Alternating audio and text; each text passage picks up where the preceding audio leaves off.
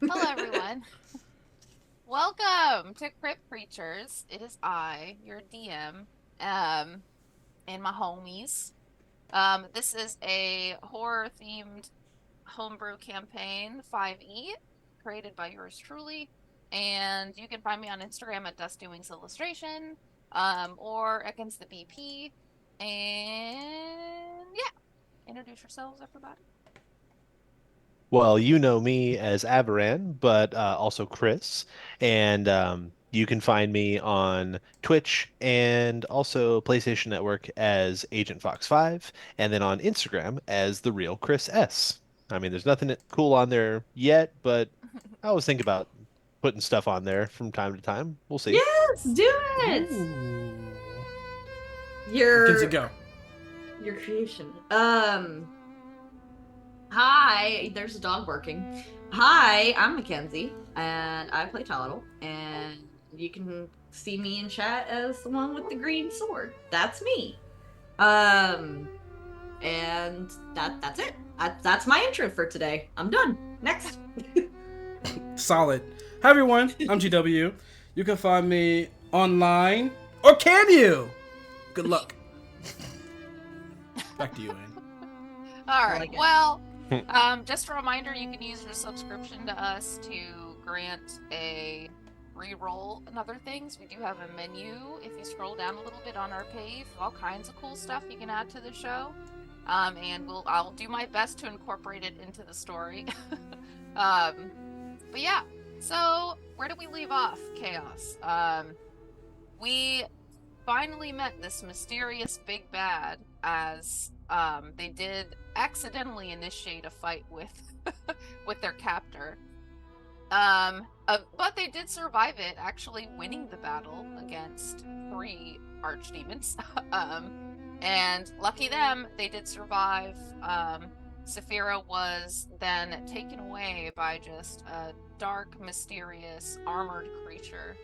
Um, and spoke a language that at least none of these guys could really understand, but apparently did bestow a curse on the three of them. So everyone they've ever befriended or anyone who's ever helped their journey to this point has died from this curse. Um, Left the winter cold that they're starting through a little bit colder than before. But they did set up camp. They did bury their loved ones that were traveling with them, Snowball and Blue.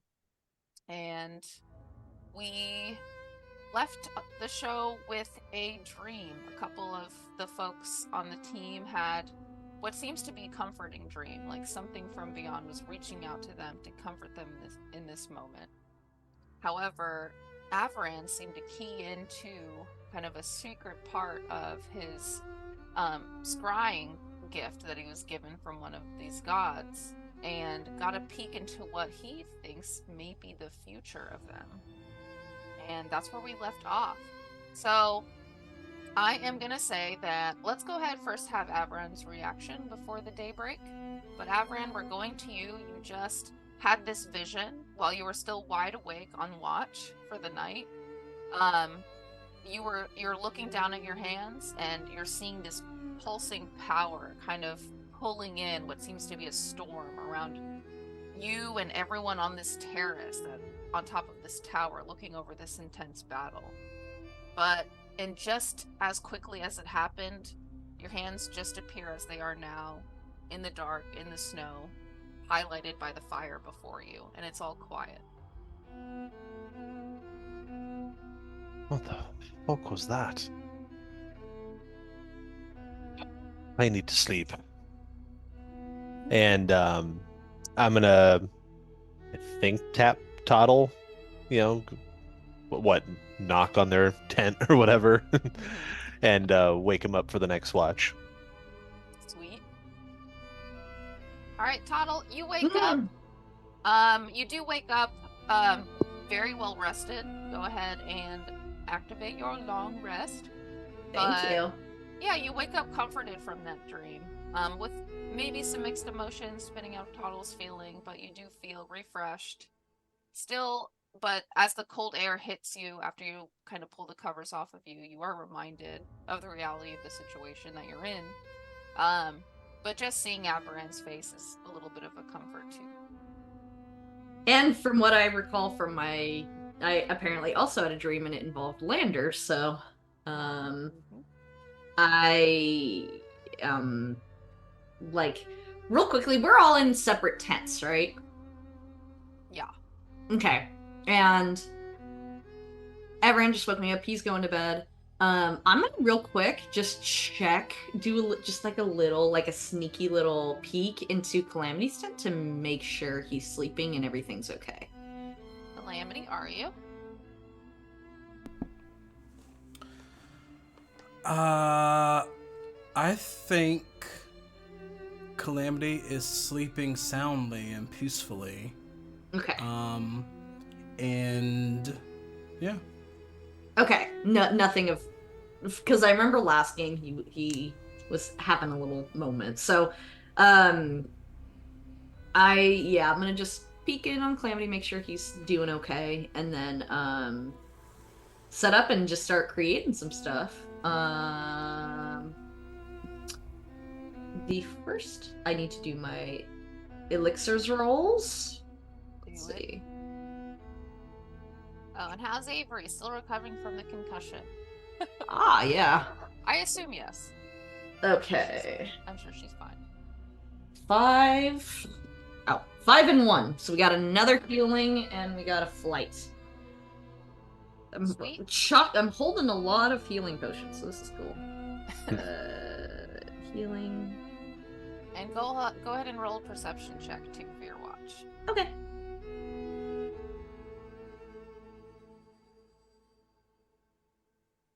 Uh, 14. 14. Okay, so 14's pretty good. I mean, nothing new to report. Well,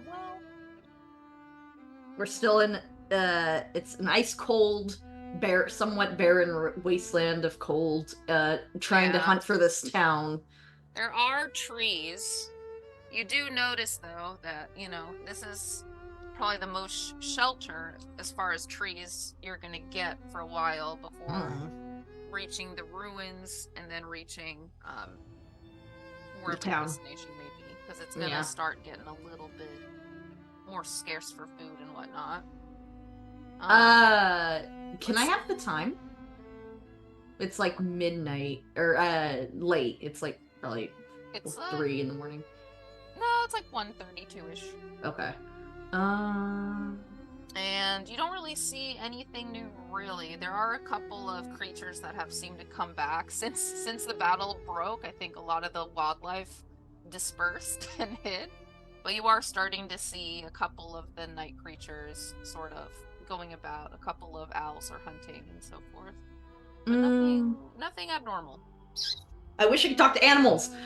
I need a book to teach how to talk to animals so I can talk to them. Well, we're headed to a city with a library. Exactly. I'm gonna check my map and see how much longer, how far away are we from where we're at now to the city? I know? You're only like 3 miles away from the ruins. And then from the ruins, okay. It's tough. There's like an assumed area where you think I think the person asked for that might be Amaran at this time, but you do see just barren wasteland for a while. Okay. And if you keep marching north, it seems to line the coast of a bunch of mountains. Okay. To the left of the map is just a huge mountain range, and to the right of the map seems to go into more of these woods. Okay. As far as you can see. So we have a choice. I'm gonna just I made a note of that so that I can ask them if they want to go mountains. The whole team, if we want to do mountains or if we want to stick to wasteland. Whenever everyone wakes up. Go ahead, roll one more perception check for your watch, and then your watch will be over.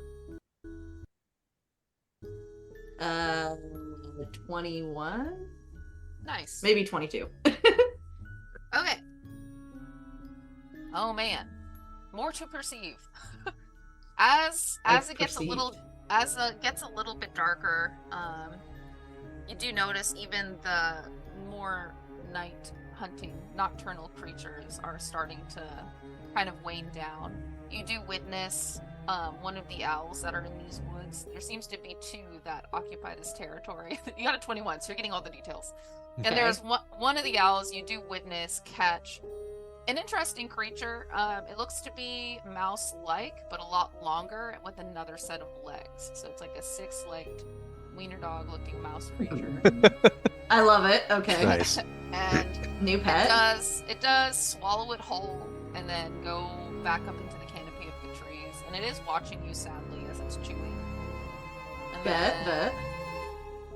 you look around and yeah, there ain't nothing. However, go ahead and roll an Arcana check. Yay! I like Arcana stuff. Let's see. Since you got a 21. 17 plus 9. A lot. Jesus. Okay.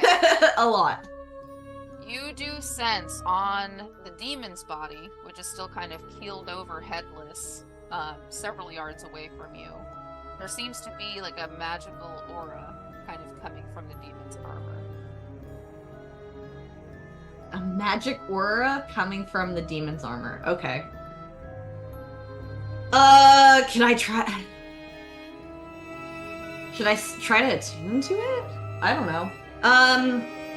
I have a spell that I have detect magic that like actually tells what kind of magic it is. Could I do that? You sure can. Okay, I'm gonna cast that, please. Okay, let's see. It looks to be a transmutation magic.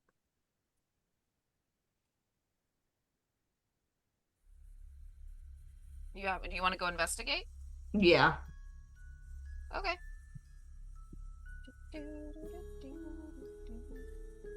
Alright, if you go over there, I would say you find a couple of things on this creature. You do find his giant freaking butcher knife of a weapon.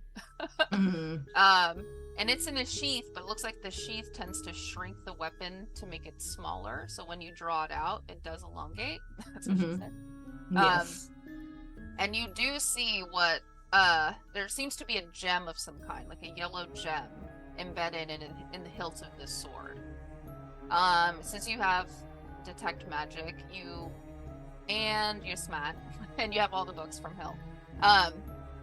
You can imagine that this is a type of magic that can enable forms like matter, I guess, around the sword. So if whatever you embed it to, it can change its shape somehow. And I am taking this fucking sword. Totally. You want to take the whole ass sword, or you want to take the gem, or The whole ass sword. part? Okay, cool. I want the whole thing. Sweet. If there's a sword Toddle can get behind, it's this one. It can not create, but turn into different things. Is that the vibe I'm getting? Yeah, Wow, It okay. looks like the person or the creature that created this sword for him was put it in the sword so it can shrink into place. So it's easier to carry around. That's what the sword is now. I would like to be have modified. the shrinking short sword. I am good. small. Sounds good. Oh my god, small Toddle with giant. Giant. sword. Like, just it's like takes- Cloud. Right. Toddle's Buster Sword. Yeah, Oh exactly. my god. Uh, Alright, sweet. Well, anything you want to do before you wake Calamity up for the final watch?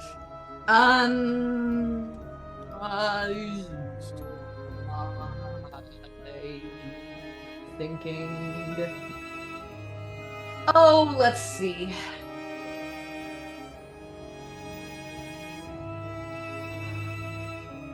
I'm trying to think if there's any cool things I could do, like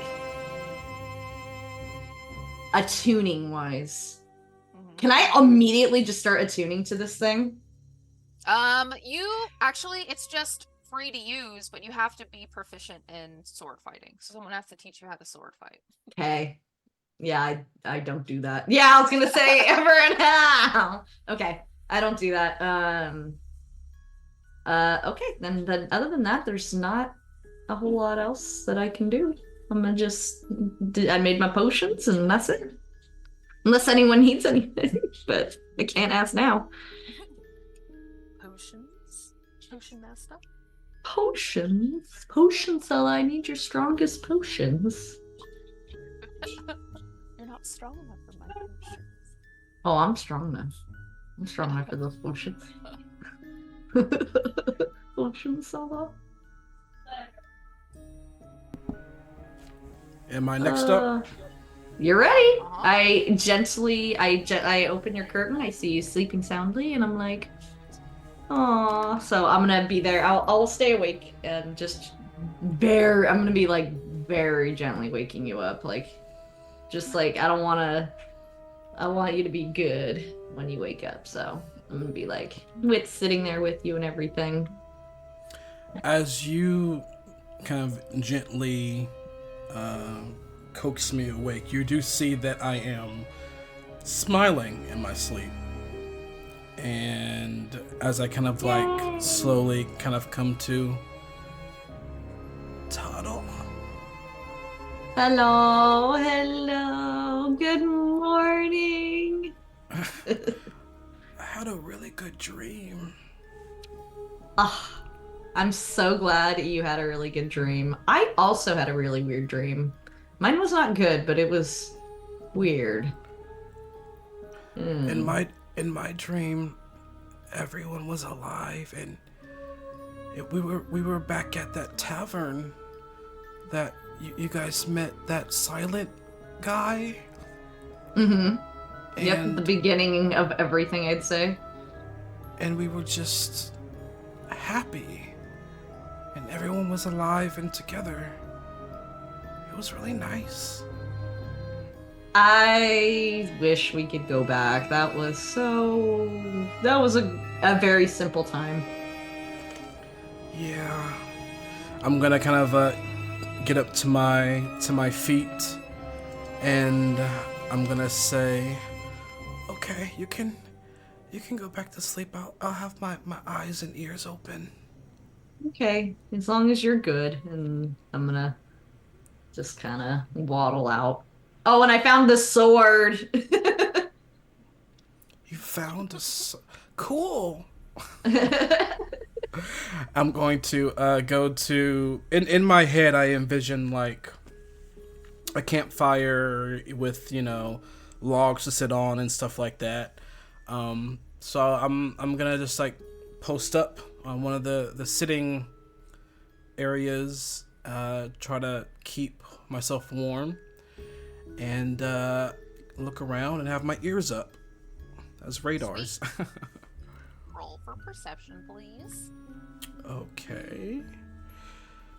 Let's roll the ice die. Fitting. So my perception came to a total of 14. Okay. Same as Ken's. I'm gonna take out some things from my bag, some kind of hard, kind of chip-like food, and just eat as I listen and look. Okay. You are gonna feel something coming towards you from the air. It appears to be, at first it's a little startling because it's quiet, but when it beats its wings that one time, you do feel a huge gust of wind pull up a bunch of the loose snow around you and settle back down onto the ice. And it's gonna prepare to land right beside you.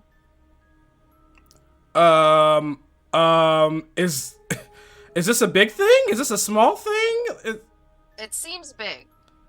It seems, yeah, you can tell.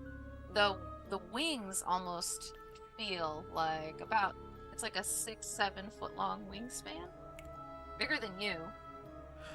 Intentionally, or I don't know if that's the word, but reactionary. I'm just gonna be like, I'm gonna like kind of like roll away, like kind of like tuck and roll away from the fire and away from that sound. I'm gonna like stand up, and like when I stand up, I'm no longer like usually Calamity is just like nearly always sitting on the ground because like his feet are long and his ears are down. But like as I stand up, like I'm kind of on my I guess my actual feet. Because you know how, you know, animals and their long feet, it looks like they're standing on their tippy toes, but they're not. So I'm like, I'm like in full stance, like bouncy, ears fully up, like, and just like seeing what I see. Okay, well, it appears to be some sort of mammal. It's very bat-like. It doesn't look. It's nothing from like you. I don't know. It's nothing like hell-like. Like you've been in hell for a long time. It's nothing like that. It seems to be just a pretty large creature, but when it lands next to you, you do notice as it tucks its wings in, it's a lot smaller. So it does. It lands with what looks to be like kind of like paws, but with really long, kind of terrifying looking claws though. It does cling onto the stump and kind of you can hear the claws sink into the wood a little bit too buttery, so it's very strong. But it kind of gets cozy and it tucks in its wings. And its wings are very leathery, it's very furry of a creature, has really long ears, and it kind of settles its ears down. Its eyes are huge, though, and it'll take up the majority of its face, has a very small nose in the center, and seems to just be ignoring you, seems to be just trying to regain its body heat from this fire that you guys put in. So it's just warming up. Okay.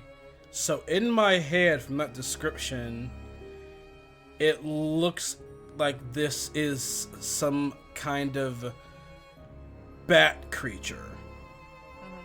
Okay. All right. Just making sure. All right. How? If me and this bat were side by side, like how big is this bat? Is it like my height? Is it shorter, taller? It's about your height, actually. Yeah. With its ears up, it's a little taller. And so I'm after I see that it's just kind of like chilling. Where is it looking? It's looking at the fire. I'm gonna like get out of alert mode. I'm gonna slowly kind of like go back all the way down to the ground. I'm no longer like bouncy, and my ears are down. And I'm just like I look to Avaran's tent, and then I look to Toddle's tent. Okay. And I'm going to bounce to like the opposite log. Like I want to be on the other side of the fire. I want to like look directly at it. Okay. I'm gonna sit down, and I'm gonna look at it for a little bit and see if it does anything different. It does focus for a brief moment its attention from the fire to you, and you do see its enormous eyes are very bright yellow. Like it's hard to tell with the glimmer of the fire. All you really see, because the eyes are so large and its pupils are so dilated and black, you just see the reflection of the fire in the creature's eyes. It keeps its ears down though, doesn't seem alarmed by you. It looks at you for a second and looks back down at the fire. I'm gonna say in kind of like a loud enough for it to hear me, but in a hushed tone because I don't want to wake my friends. I would say, hi. And it just kind of twitches a little bit, shuffles in place, rolls its shoulders, repositions its feet so they're closer together. And you do see its tail almost appear out of nowhere, like it's tucked under its wings. And it's very much like a lion tail, like long and fuzzy, long hairs, strands of fur at the bottom at the tip of it, and it wraps its tail around its body. Do I know what this creature is, Anne? I don't think you would. Okay. I'm gonna say I'm going to take a minute, take a deep breath, because I'm a little nervous. This is very out of nowhere. And I'm gonna think about there are Toddle. worse creatures that could have come. Yeah, I'm gonna think about Toddle and how he like feeds his his like living plant thing. And then I'm gonna think of Avran and how he like feeds Neom, his like giant falcon. And then I'm gonna be like, I'm gonna hop over cautiously and slowly. And I'm gonna like reach into my bag and like take out some like dried like snack root that I would have. And I'm gonna say, are you hungry? And I'm gonna like kind of, I think I'll like put it on the ground in front of me and not like have my hand in its face, but I would like drop some food in front of it and kind of like back away a couple of steps. And what kind of food is it? A root, you said? Yeah, it's like a dried root. I kind of imagine it like close to sweet potato. Okay. It is curious about it. It does turn its head towards it, and it turns its head really fast. Like, it's a little startling. And you do see the pupils go from fully dilated to super zoned in. And it does have, like, that elongated, almost cat-like pupil. Mm-hmm. And it looks at it for a minute, then turns back to the fire, uninterested. I am going to, again, take a deep breath. And I'm going to go out of my comfort zone. And I'm going to hop to where I was sitting, where it, like, landed beside, like, it would have landed beside me. Mm-hmm. And I'm going to, like, just slowly inch myself back onto the log beside it. And be, like, chill. Sweet. Yeah, and you guys sit there together, warming up by the fire. Go ahead and roll one more perception check. Is there anything you want to do before your last perception check? I'm gonna say, can you talk? And it makes kind of a little bit of a, not so much a purring, but a couple of, like, you hear a little bit of clicking sound. But that's about it. So it did understand you,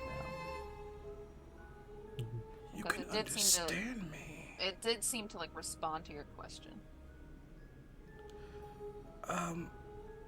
I would say,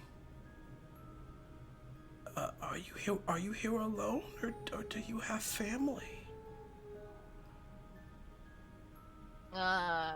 And his ears kind of sink back a little bit further into his fur. But he doesn't say anything. I miss my family too. And I'll kind of like inch a little closer to this creature and put my ears up and continue to listen around me with this new peaceful friend? Question mark? So far, so good. Yeah. Roll your last perception check of the night. 14 Or again. is it? Oh. 14.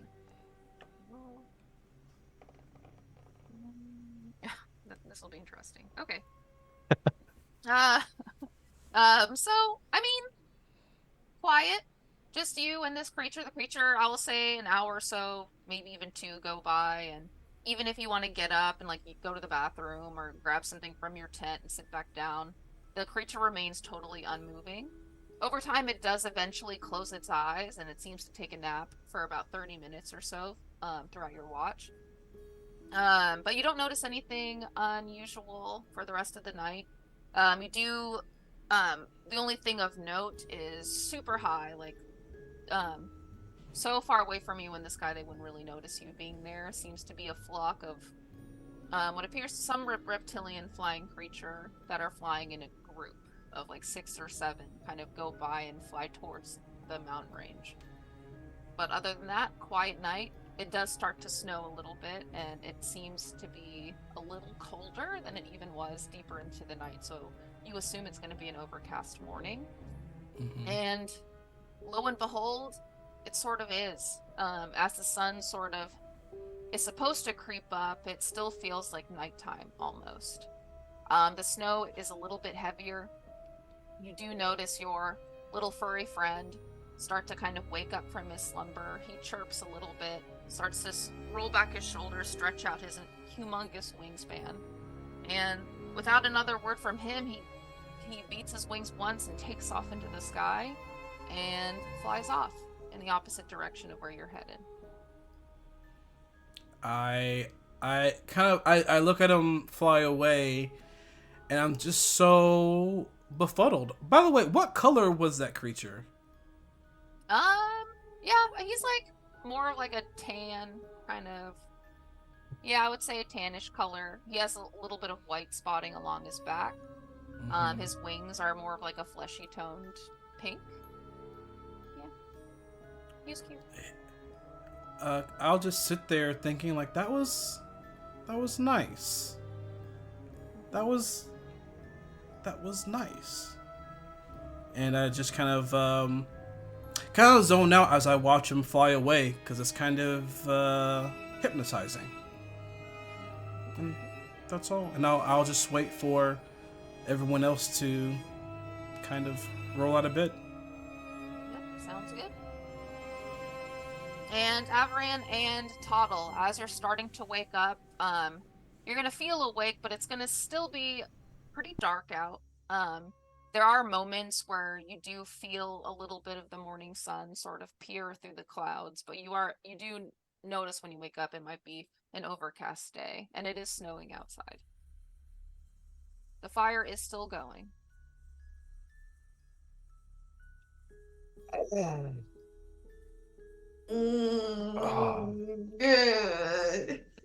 And so Avran kind of, stretches and just shakes off, this achiness from the battle of the previous day. It doesn't go away easily.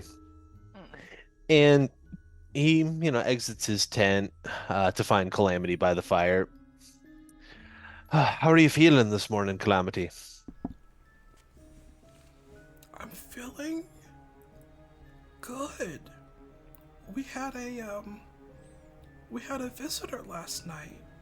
Or this morning, I guess. Visitor? What sort of visitor? Yeah. It was like this bat-like, cat-like, lion-like owl creature thing. It looked scary at first, but it was really nice, and I think it just wanted to warm up by the fire before it continued on its way, and so we just sat together, and it was nice. Well, let me take this opportunity to say that you're lucky it didn't fly away with you and make you its dinner. But also to say welcome, Raiders. Thank you for joining us. Hello, welcome! Hi! Welcome. We are just starting the morning in our D&D campaign. If you want to stick around and see what happens. But after all that, like I'll help everyone start breaking down the tents and the whole shebang, and just feeling like yesterday. Though yesterday was extremely heavy. Yesterday was heavy. Calamity is feeling strangely light today, like out of the ordinary kind of light. There's more of a bounce to step today. Well, one of those patented Avaran pep talks will do that for you. But yeah. Meanwhile, Avaran, is thinking about, how difficult the battle was yesterday, and he's eyeballing that plate armor that the demon was wearing, and he's gonna try it on for size, see how it fits. Sweet. And I'll follow over and just like make adjustments on him, I guess. Cinch up some straps Yeah, where well, necessary. like, yeah. And screwing things on, putting on the leather straps. Yeah, this armor is heavy, which is an issue, but it's strong and it's beautiful. It's all solid black. And you do notice after inspection, and I'm sure from your experience, it's solid black gold. And it is lined with some kind of like, I guess, like steel trim and things like that just for decoration. While wearing this armor, it might slow down your running speed. So if you were to dash, you're gonna take 10 feet off of your dash. Otherwise, you can move your full like walking speed. It just only affects your dash, but it adds a +5 to your AC. Oh, okay. So this is like It, custom plate armor. mhm, mhm, mhm. Gotcha. Okay. Yeah, because I preeminently kind of just put a regular set of plate armor on here, so I'll have to remember to put one extra on the AC. Yeah. The only things it does affect are for some mobility things. This is meant for like a fucking tank. You will have Yeah. to do some strength checks now and then for any sort of anything you do that's an agility check also has to come with a strength check over. As long as you strength check over 10, you should succeed. You should like if you get a succeeding agility check or whatever, um, then you can, But if you fall below a 10 on strength checks, then you can't do it. Gotcha. Okay. That makes sense. So, Avran kind of like shrugs his shoulders in it and just kind of moves around. It seems like it feels, like you described, heavier, but solid. Like, he can definitely work with this. Out of curiosity, uh, now that he's kind of decided that this is going to be his armor for the near future, at least, does anything appear on the chest? No. Mm. Really? Okay. All right. We'll see how that plays out. Sweet. And You know what, as far Mackenzie? It's cursed armor on an oath of vengeance, paladin. But as far as anything left on the demon itself, there's not much. That's all they have with them besides like no, they don't even have survival tools. They're demons, so that's it. They're demons. Baby demons. Okay. So- Go ahead. Well, I was just gonna say, so as we continue to pack up, I just ask the group, so how'd the two of you sleep? I can't even call it a dream. It was like a vision.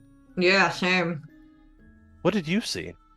I saw Lander, and he was being very abnormally gentle, but I noticed I had that dream last night too, and I was just like, that's abnormal. Haven't thought about that guy for a minute. I never had the pleasure of meeting him. Was he not a gentle sort? No, he was, forward. He was very forward. But cared, And when you say he was gentle, what exactly was he doing? Not being forward? No, really just almost like it was like from what I remember. This is Mackenzie talking. It's kind of like him being nice and extending an olive tree or olive branch, sort of like. Right? Wasn't that right? Yeah, you were also kind of in a similar place. You felt like you were back on that island, Yeah. in that room, and you wake up to find Calamity sleeping, and Lander's appearance over you in bed was a little stirring at first, but he rests a hand on your shoulder and just gives it a comforting squeeze. Yeah. Overwhelmingly, feeling the most emotion that Lander could give out, because he was not a very touchy-feely type of guy. That makes you wonder. I know, right? What about you, Calamity? Well, I had a really good dream last night, which is weird because I normally have nightmares. I know. But yeah, it's everyone who I've met along this journey, we were just all sitting in a tavern, just having a good time. Everyone was alive. Lander was there, and Fancy was there, and that gold guy was there. Oh yeah. Yeah, it was really nice.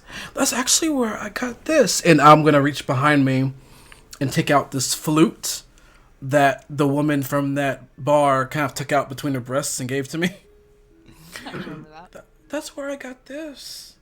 I don't think I've played it since. And I start playing it. And, you know, just like I did, Avaran kind of smirks at that. You know, it's, you know, he's amused by it. Um, and then he goes into what he dreamed. You know, it's funny. I wasn't even asleep when I saw my vision. I was watching over to the camp, and I was looking into the fire, and it's almost as if I saw into a possible future. Almost as if I saw what all of this is culminating to. We were in this amazing battle, armies coming from all sides, and just hundreds, thousands of soldiers. Calamity, I could see you off in the distance wielding arcane energy in just ways that you've never even imagined. I You were was taking out. alive. Oh, you were more than alive. You were living at peak capacity. You were taking out enemies and monsters by the dozens in just one wave of your hand and taking out another. Total, you it was as if you were moving around like lightning. You were in one place and then you moved to another, and in your path, enemies just fell at your feet. It just blown to bits. And I started to feel almost like a flaming energy radiating through my hands. And then I saw someone. I don't know who it is. It's someone I didn't recognize. I never got to see their face, but they were just standing there, barely moving, and yet enemies were still just falling all around them. Almost as if, I don't know, like they were using their mind or something. It was. Before I even had a chance to process what was going on, I was brought back to the present. So I don't know. I don't know if it's a possible future or the definite future. Oh, okay. Yeah. I hate any future that has to do with hell, so. Mm. It sounded like things were going well, though, in the dream, I hope. I really would like to be what you have described me as in the dream, because that sounds amazing. Maybe that person you didn't fully see, maybe that was the witch. Or maybe we have to meet him in order to get those powers. I don't know. Now that I think about it, DM, I'm thinking about our last day in hell Yeah. when we all got like held down by like demon arms and stuff like that, and I think Lander took the witch's source from me before he bounced. He did. That's what he stole before he left. That's okay. Making sure. Mm-hmm. I would. I just think it's like. What's But that spell? Oh, it's your thinking.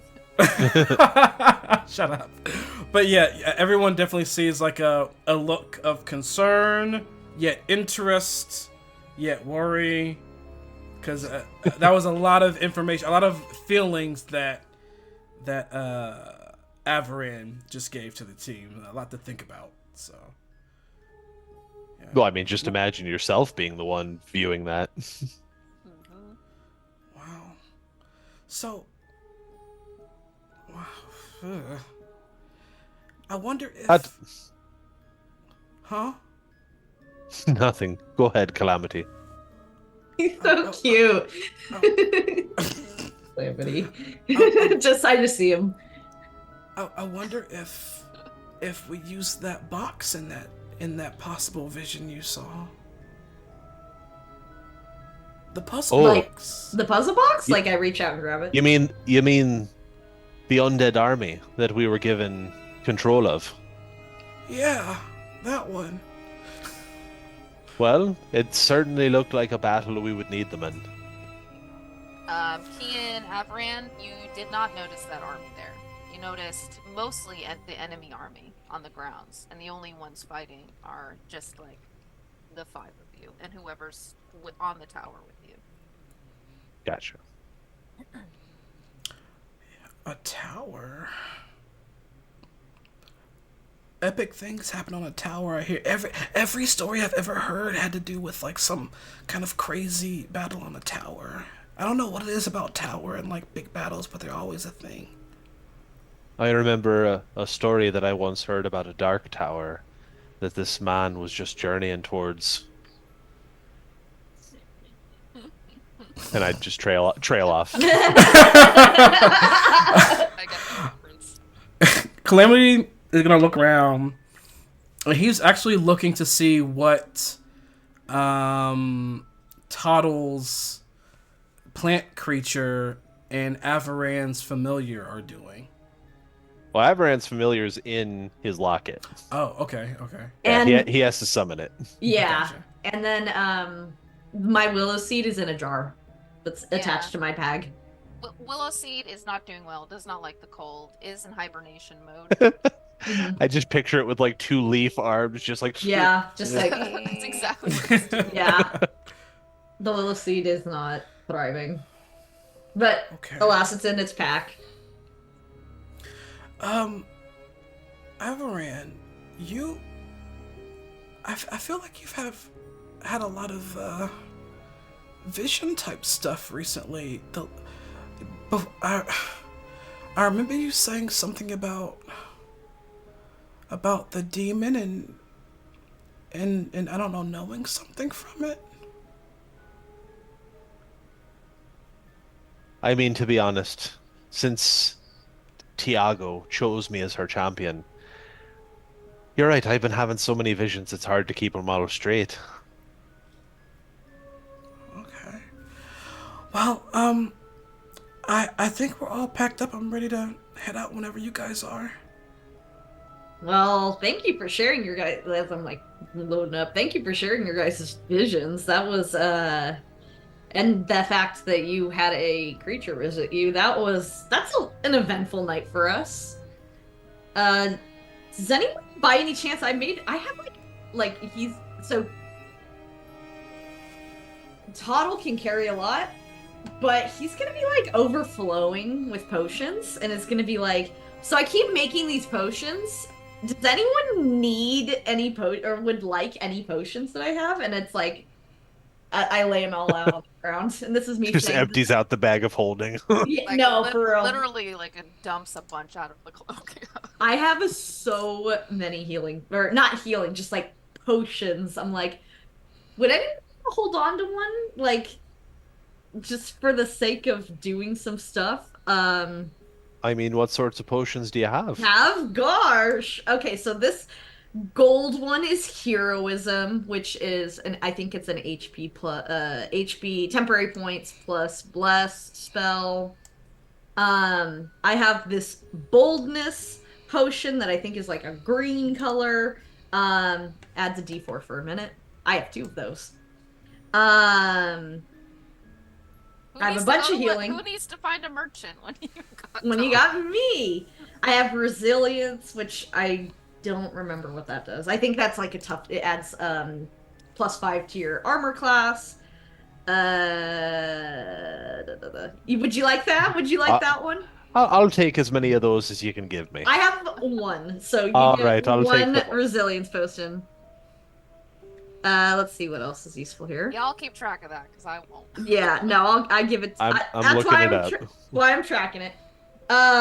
Transformation. That might be good for you, Calamity, if you wanted. It's 10. You get 10 minutes of transforming into whatever you. I think it's. That's super useful.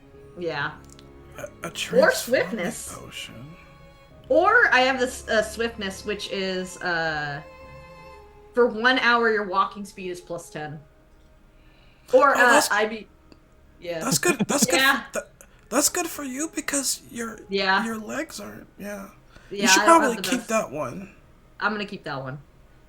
Oh. Invulnerability. 1 minute. You have total resistance on most things. I think on everything. What? Yeah, the invulnerability.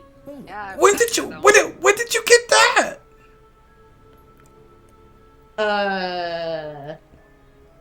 That was when I came back from the right after the fight. That's what I was holding in my hand. Yeah, that's what took two turns on in battle to make. I just love the idea of us fighting the demons and Toddle just in the background. Oh fuck! Like, Oh shit! I gotta make this. I mean, if you're looking to give that to one of us, I'd happily take that, please. Thank you. Give! Here, take this. Okay. So you have potion of invulnerability. So we have chat a bit of bad luck blitz. Oh So gosh. I'm Right gonna now? say, right when you guys are preoccupied looking through all of the potions and and while Toddle is sort of pointing at each one and laying it out, everyone's grabbing like one or the other. There's going to be a creature that comes and go ahead, Calamity, take 5 points of piercing damage as a snake comes out of the snow. A white snake with ice like blue eyes bites you right in the ass. One of them snow snakes. Snow snakes. The hell! Ow! I take my newly acclaimed sword that is over my size, but I can hold it somehow and fucking chop it. So, if are you actually chopping it? Yeah, I'm gonna chop Okay. it. All right. Roll the hit, So after. though. Okay. So after that, that chop from this bite in the ass, my fur's gonna go crazy and a bad luck blitz is gonna happen. Thank you, Distal. I rolled an 11. Okay, that actually doesn't hit. I'm learning. And could you please roll 2 D100s? On my level up, I have a new ability now that I can, instead of rolling once, we can roll twice, and I take the better option. If there is a better option. There's a 20 and a 50. A 20 and a 50? Mm-hmm. Alright, so 20 is... Okay, or 50 is... What's 50? Oh no. Ooh, okay, not that one. Not that one. So, I'm gonna take the other option. So, as I get bit, and as Tuttle is like tries to slice this thing, I'm like, ah, ow, ow! And I look at like the bite mark on my ass, and I see the two open things, and all of a sudden, like black ichor starts to just trail out of those two snake bites, and it trails and trails, and like. The next thing you know, it's like my whole body is leaking this black ooze. Let me see, how far does it go? And that was the better of the two options? It was the better of the two options. So this goo like trails out from me onto the snow and reaches out. Everyone, and the snake maybe, has to make a dexterity saving throw. Oh my Okay. god. Oh, I got 10. Snake I got a total of 9. Wait, is it magic? Hell yeah. Well, Okay, I'm taking. well, okay, wait. If you're doing that thing you're doing, the Yeah. the gnome thing, you can only do that if it's like mental, not physical. So like charisma, wisdom, intelligence, those are what you have advantage on. Yep, you're right. Remember, if you're within 10 feet of me, you get +3 on the saving throw. Nice. 13! 13 for you. Everyone, what'd you get? 19. 19 for you, and for me, ooh, unnatural 20. What did the snake get? 8. I don't know if it'll affect the snake like it will affect us, but everyone, well, so the snake, if it can, and Toddle slip and fall on this black grease that has fallen on the ground all around us. Yeah, well, it affects the snake for sure. It can't. It's trying to detach from you, and it does. But then it's trying to slither away, but it's just slithering in place. Kill that fucker, Chris! No, I'm trying. Hang on. I'm like flopping around. Oh. I'm trying to get a hold of this weapon. Meanwhile, while Toddle is Slipper- kind of flopping around trying to chop the snake, I take my dagger of warning and just throw it right at the snake. Okay, both roll to hit with disadvantage because you're on a grease trap, but Even if I saved? Oh, Okay, you I saved rolled. on it. Oh yeah, you saved, so. I rolled both Roll an to hit. 18 and a 19, so take your pick. Oh shit.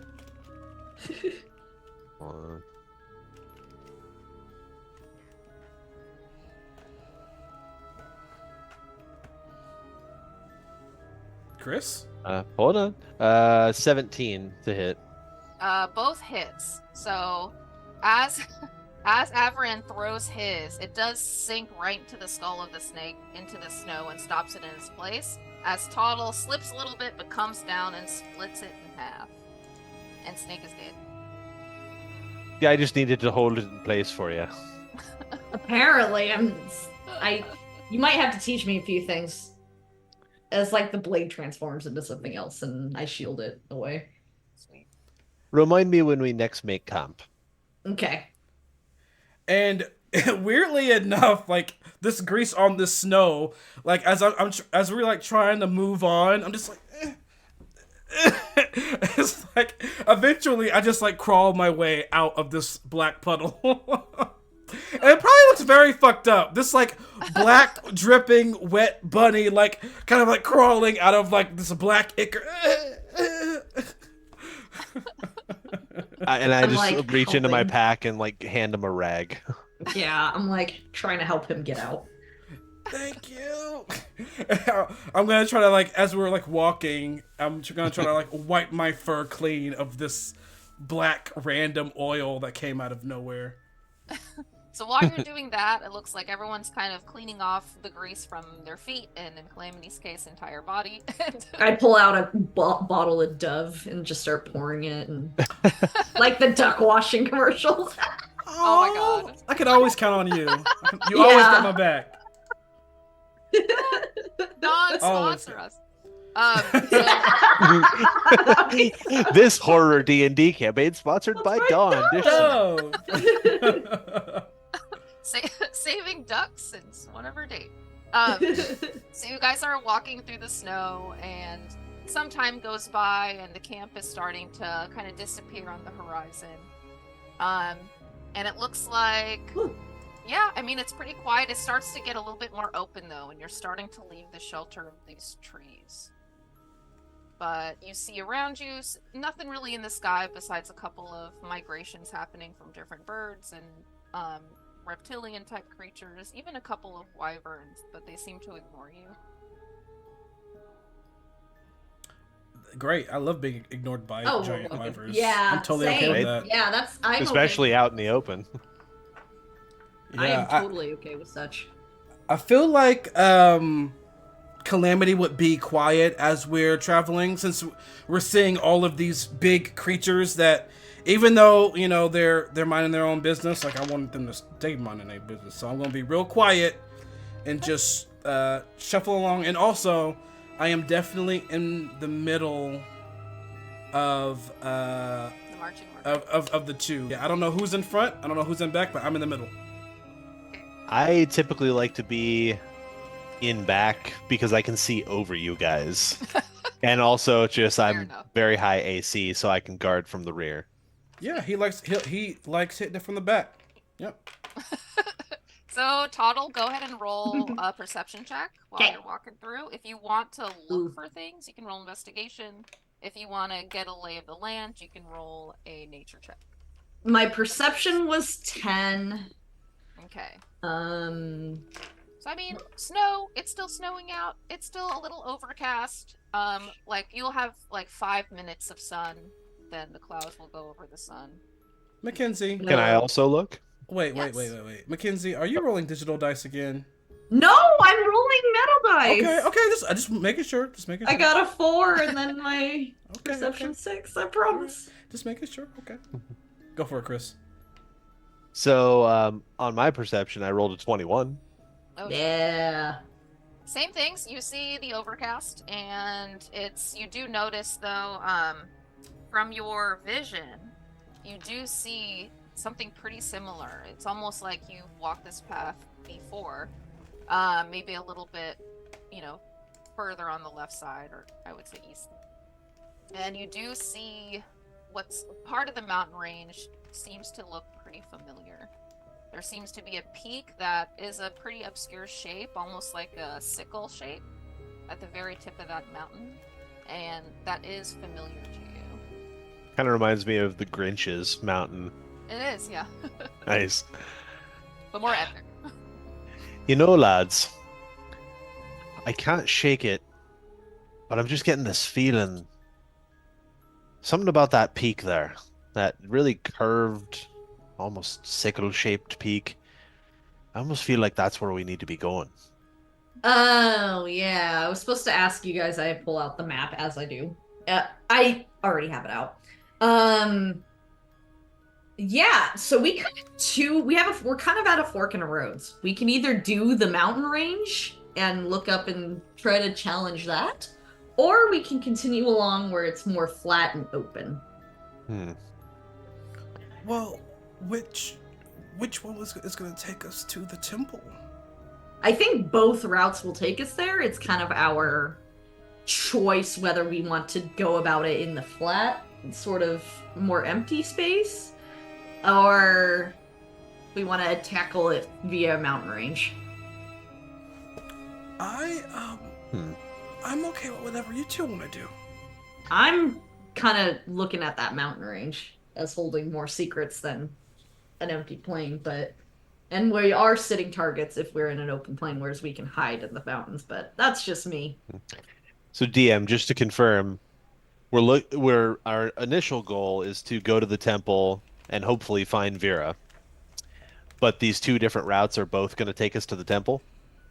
They're both, yeah, if you want to go to the temple, you're going to have to be in kind of an open area for a while. And it is risky business because there's nothing there. It's going to be, the last mile is just flat snow.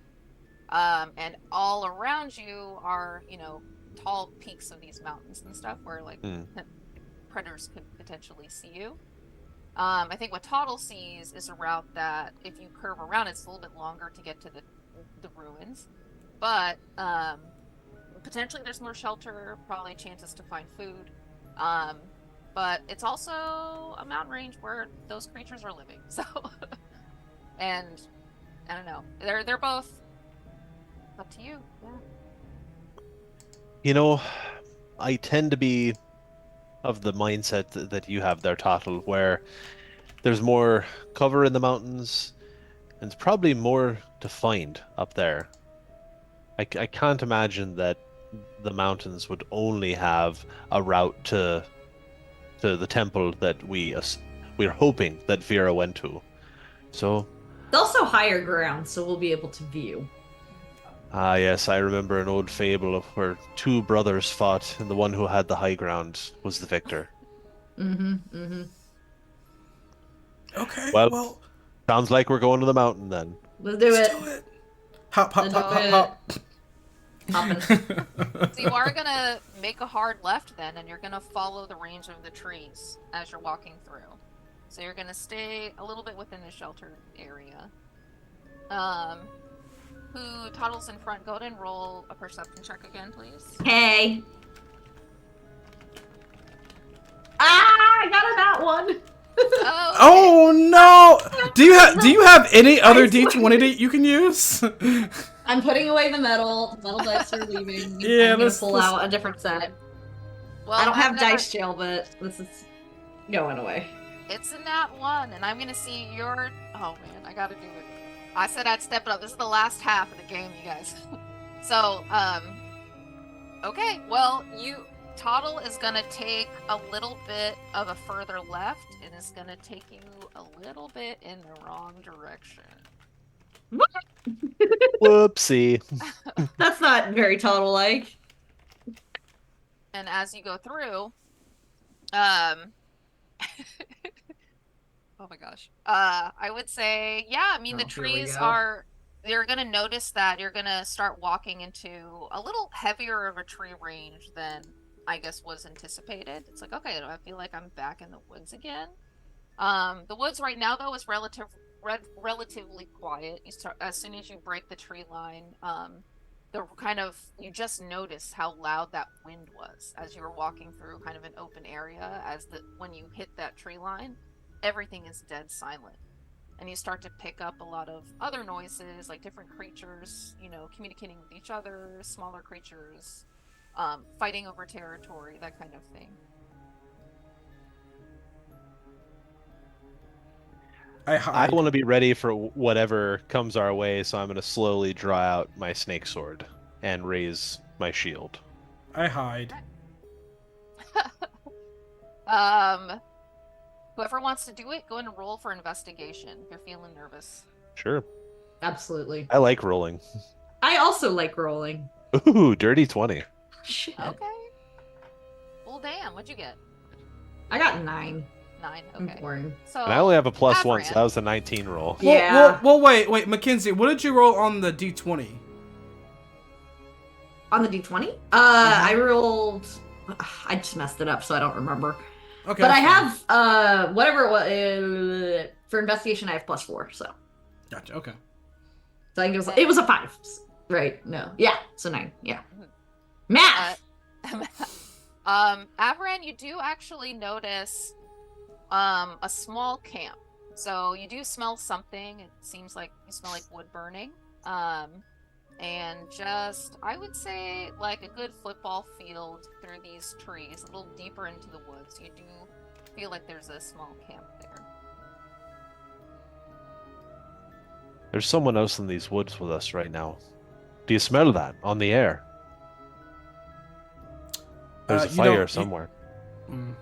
You don't see Calamity. Calamity is no longer there. Where'd he go? Toddle just has the map out, and he's just like, what? He's just gonna be like, what? Where'd he go? What? Then he realized this is when. Well, I bet you're wondering how I got here. Well, yeah. The what? The what? So,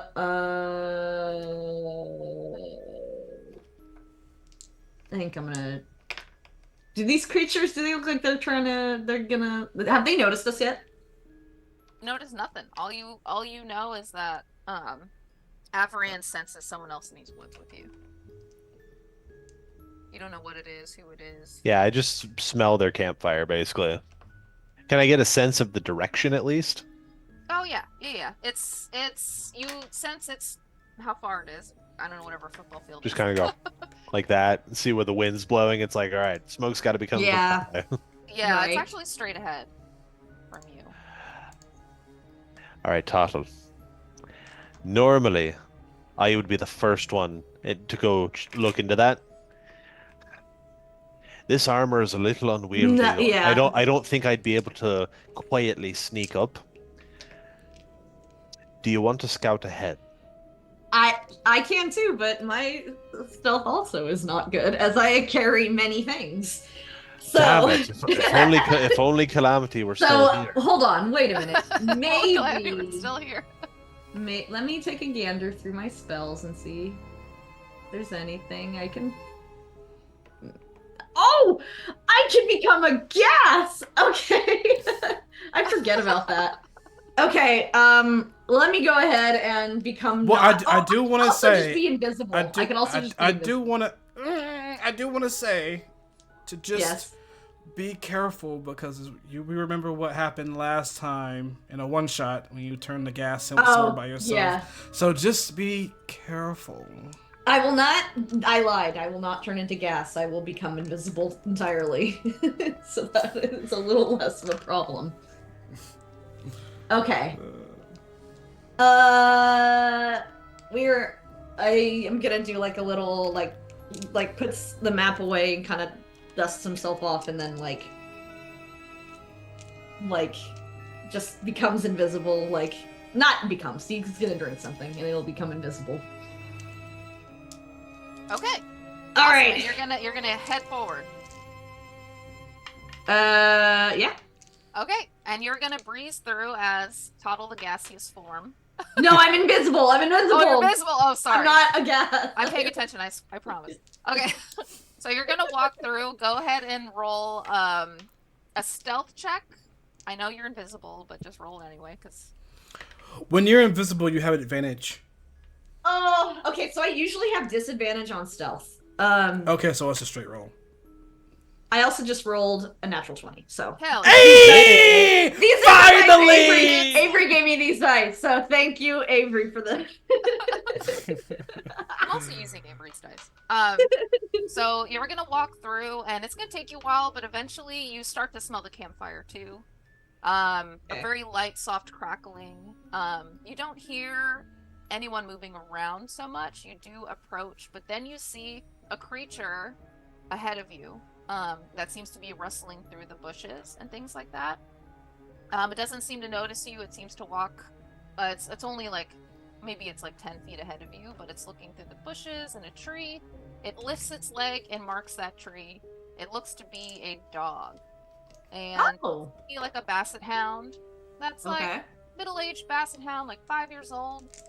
He's kind of just loofing around, his ears dragging over the snow, leaving prints. And he's gonna head towards this camp. Do you approach further? Of course. Okay. And as you do so, you will notice the camp, and it seems to be just one guy. He looks to be human. He's all bundled up in what seems to be a fur coat. He has like a bed that he's tied up to trees, so he can kind of sleep above ground. And it looks to be like almost like a little cocoon, like I forget what those things are called, but he climbs into it at night. And then a very small, kind of modest fire. He seems to be sitting there reading a book. His dog walks over next to him, gives him a little sniff, and then continues sniffing around the premises. Okay. Could I roll for like insight to see if I could see any like anything that might make it look like this person belongs to something, a faction, or there's a sign or something? Oh yeah, sure. Any gang tats? Yeah, for real.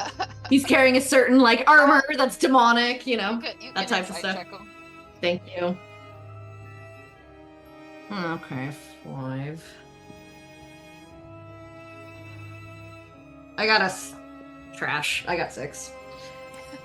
As you're appearing a little bit closer, like peeking kind of behind the trees, and sort of trying to get a closer look at the guy.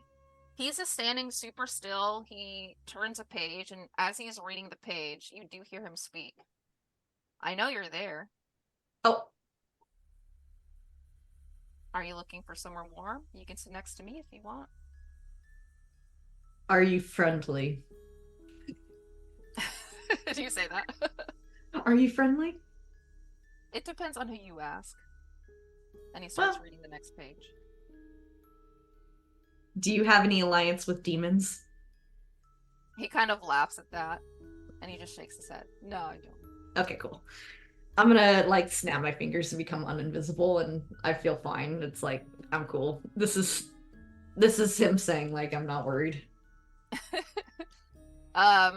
And he finishes his page, and he does kind of dog ear that page with the book, and he closes it, and kind of leans over his knee. He puts one foot up on a stump that's in front of him and takes a good look at you.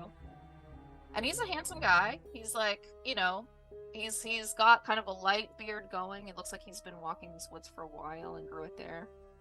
His hair is covered by what looks to be a fur, just kind of hat that he just made. His eyes are blue. And he looks at you and kind of nods. I'm gonna What extend are my you doing hand. out here? I'm gonna extend my hand out and be like, "Hi, my name's Toddle." And he extends his hand too, and he shakes your hand, and he has a firm grip. His hands are very warm. Oh. His dog is still super occupied, sniffing everything in these woods. Toddle, nice to meet you. Do you have a name? I do. May I know it? Potentially? As someone who I might be engaging in conversation in the next 5 minutes? You can just call me Devin. Devin! Pleasure to meet you. Me and a crew of some other folks, are also trudging through this mountain pass. Would you be interested in... Are you trying to be alone right now, or could we potentially group up? Yeah, I don't know, I had an inkling there was someone here with me in these woods. I'm just kind of surprised I crossed your path so soon. No. It wasn't quite you, it was your little scout there, so,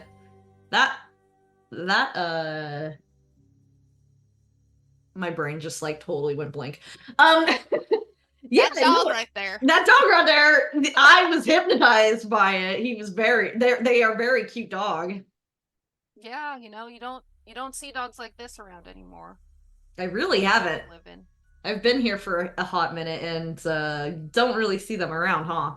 I draw them from occasion. Oh, I love Tuttle. I love that Tuttle's my character. I draw them from occasions, and he's just gonna flip through. He'll pull out some scrolls and flip through and see. You could just show this random person, some drawings to gain trust. And these are drawings you've done throughout your journey, huh? Sure. Yeah. Okay. And he's gonna look through them, and he's gonna be really, really interested. Mm-hmm. He's gonna pause at the drawing of the willow seed. He's gonna pause at the turret that you drew from hell. And he's gonna sit and linger on that for a minute. You enjoy what you enjoy monster and creature compendiums? I find them interesting. It's been a while since I've seen something like that. Have you do you work with animals? Sometimes. And he kind of turns the page of your journal and he's kind of reading through some of the potion concoctions that you've written down, names that you've written down. Oh, I mean, I just wanted to show him sketches, really. Well, but yeah, that's he's fine. Snooping. He's looking through all okay, of it. He's snooping. I'm gonna notice he's getting a little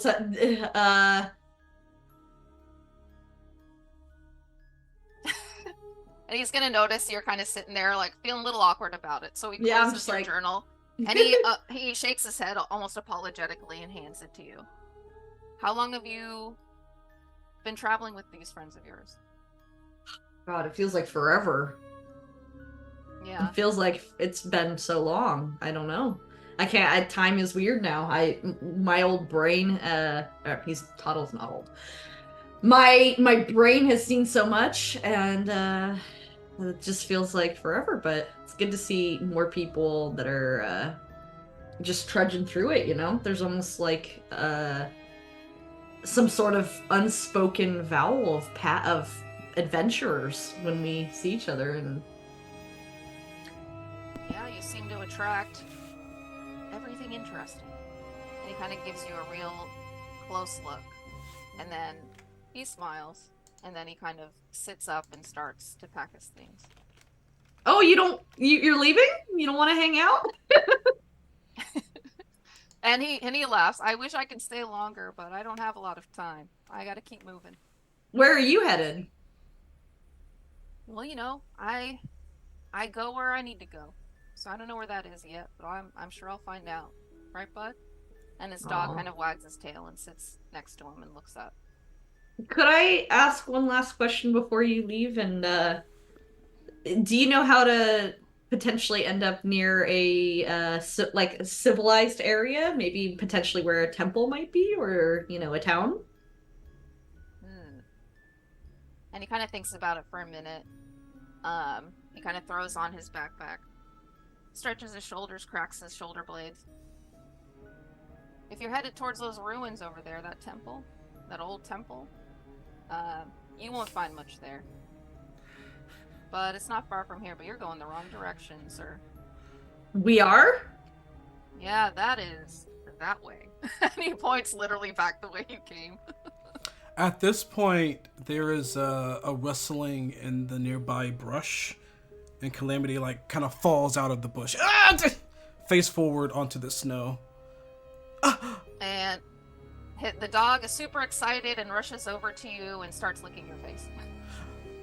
Well, as it's running towards me, but and as he's like, it's just like looking at me, I'm just like, It's cool. screaming at this giant dog licking my face, and I'm just At the I'm sound of Calamity's scream, I come running to see what's wrong. Okay. Yep. Oh my gosh.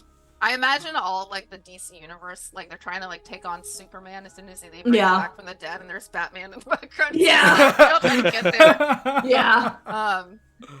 And he laughs and he calls his dog over. Hey, come here, sit. And the dog obeys and sits next to him. I'm sorry, you okay? you guys see me, and I have like all these kind of it's almost like gel, and like my fur is like just all pointed upwards from like these upward licks. And I'm just like,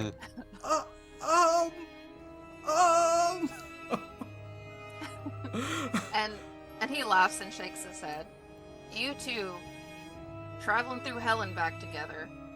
That's funny to me. And then he does hear Avaran coming, and he kind of looks over, and Avaran, you do see him kind of is peering over kind of the brush area between a couple of trees. And yeah, this dude kind of looks over, he takes off his hat, and he kind of tucks it, like clips it to his backpack. He has long brown hair that seems to be tied up in a knot behind his head. This man is human? He's human. I'm gonna kind of, after I get myself together. Well, I'll wait for Avaran actually. So what exactly did I just walk in on? I mean, you're screaming, there's a man I don't know, and a dog. I mean, what the hell just happened? I got us the way. I got us the way. We've been going the wrong way. Oh. Hello. And he kind of looks at Avran, and he nods. It was you guys who found me, but actually, that's not the full truth. And he starts, and before he takes down his tent, there is a bucket of water that was tucked away under where he was sleeping. He does dump it on the fire, and it's just, the whole area kind of wafts with smoke. I've actually come to deliver a message for the three of you. From who? From a lot of people. A lot of people who really care about you guys. That were just sent to me. And I know something's starting. I have a feeling I know what it is, but I just came to tell you that the people who love you do love you. You have a lot of people still watching out for you whenever you feel alone. Just know that. And just know that I'm taking good care of them.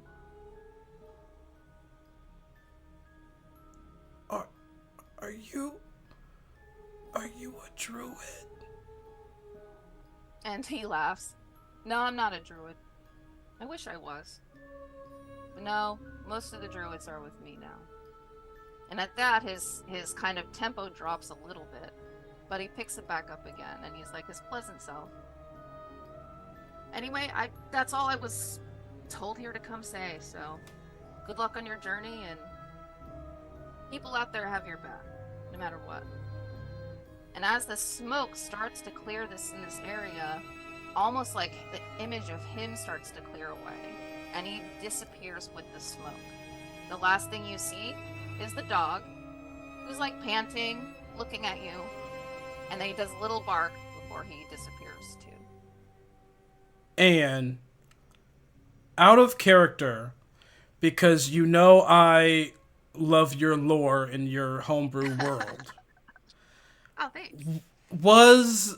I am very familiar with a certain someone having a dog to lead them into the afterlife or peace.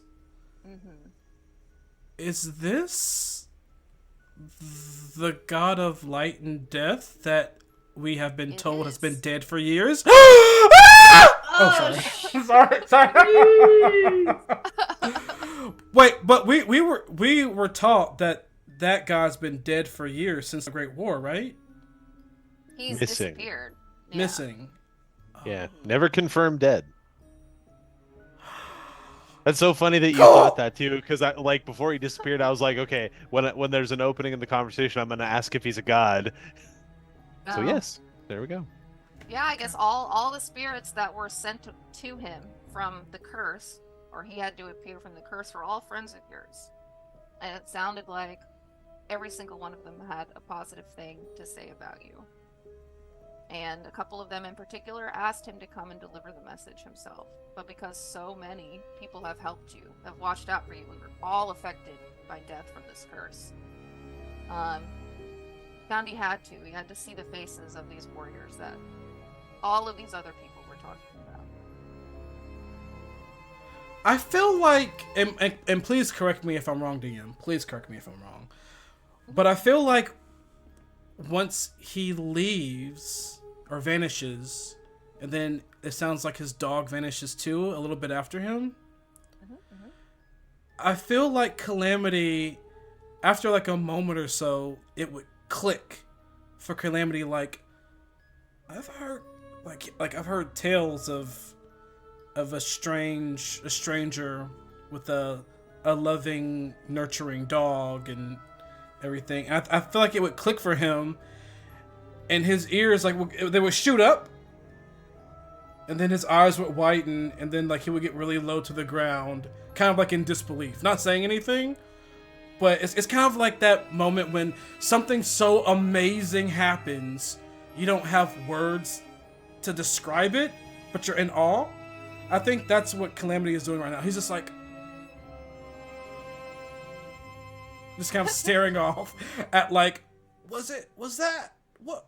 Was it? No. Because, what? And it's just frozen. And the three of you, just even before you got all the scripture and stuff from hell, like you would have heard, because there are tales about it, like the tales of death, like how people like imagine him like a cloaked skeleton with a big scythe. You know, it's like the same kind of fable story or like image they have in their mind of death is this man in this universe. So it would, as soon as he disappears, like you're left wondering. So is anyone else weirded out by the fact that man just disappeared into nothingness? Yeah, just went into the ethereal plane without. Well, he was friendly enough, and I'll just summarize content of what we talked about, which was pretty meh. But you know, sometimes even our worst enemies use the sweetest words to trick us. Yeah, true. He's nice enough. I don't think he had any intention of passing bad info. What is it, Calamity? I think I know who that was. And that's where we're gonna take our break. Okay. Wow. We'll be back in 10. With a word from our sponsors. Yes. Yeah. Where's the buttons? Oh, yeah. Button. The delay throws me off so bad. Okay. Hello, Hello, everyone. Welcome back from our break. Do you want to talk about sponsors now? Yeah. Let's do it.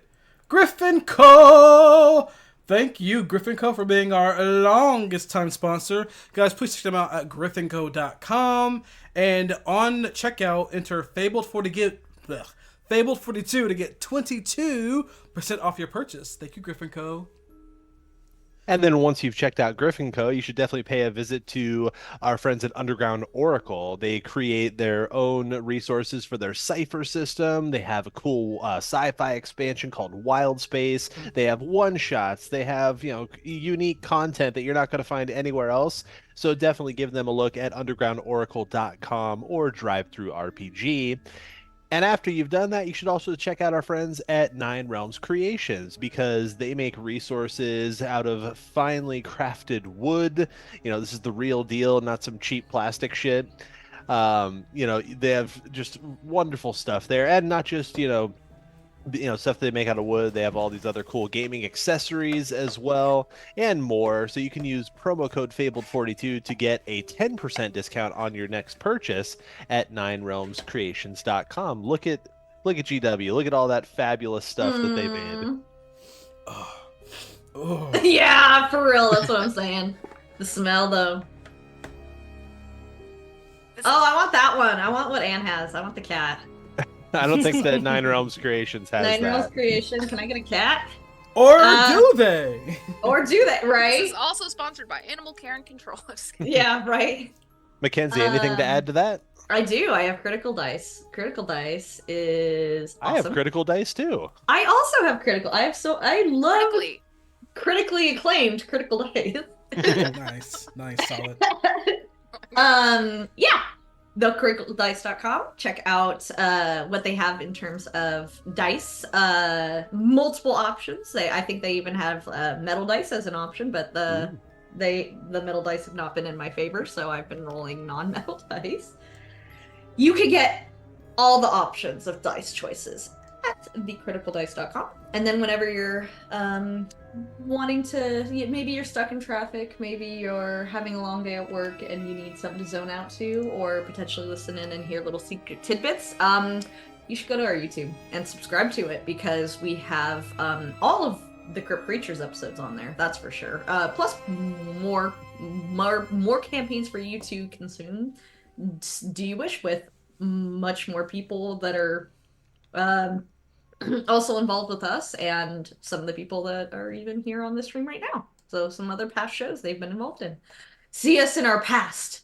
I do recommend the episode Lanner's Betrayal, or the episode where we introduce Avaran's, one of my favorites, where he scries with the Wyvern in Hell. There's a bunch of good ones. Check them out. Yeah, there's plenty of notable fun little things that happened through our adventure that would be fun to revisit and take a look at, which I do. All of it on YouTube. Go over there, and if we hit 1,000 subscribers on YouTube, we are going to do a little giveaway, and we're very close to that. Very close. Giveaway. A big giveaway. So you should totally subscribe and make a whole bunch of more accounts and then subscribe again. No, I'm kidding. Tell your friends, family members, neighbors, grandparents. Get everyone involved so we can get to that 1,000. And then, yeah, that's it for me. All right. And DM and tell them about the new menu that we have both for bits and for donations on our Ko-Fi. Oh yeah, you can actually scroll down on the page you're at right now, right below the video that's playing. There are a bunch of cool stuff. You can gift a ton of stuff that'll turn the tide of the game. totally influence the battle that they were just in before traveling to these woods. But yeah, check it out. You can gift potions.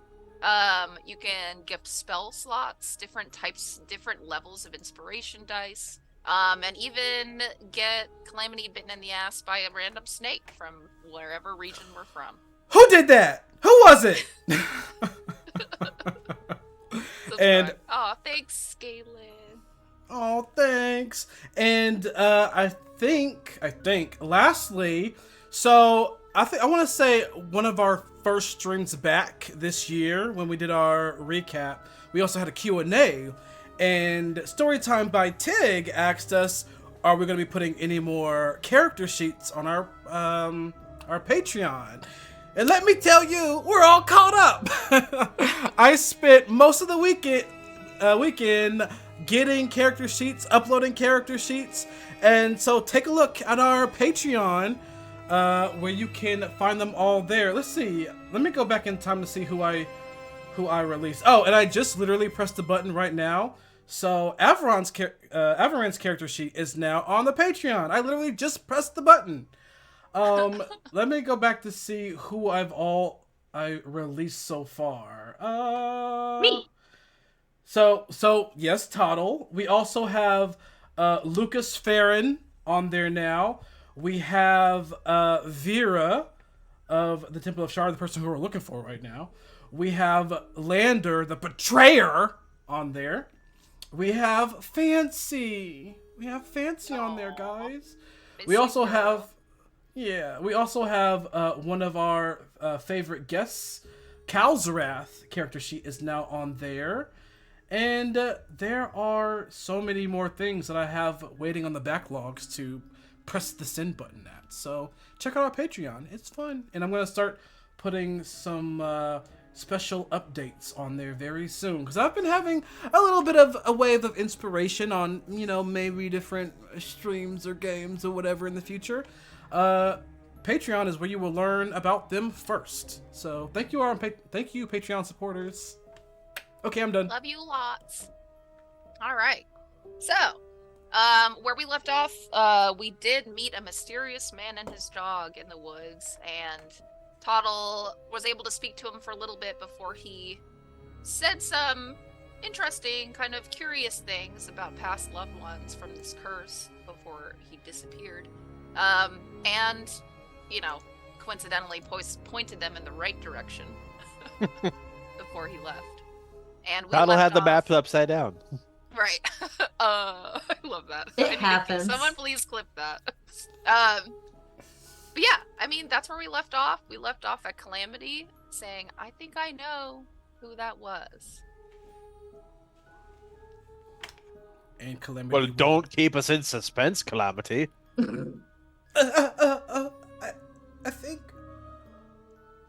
I think that's the god that a lot of people from my hometown thought was dead.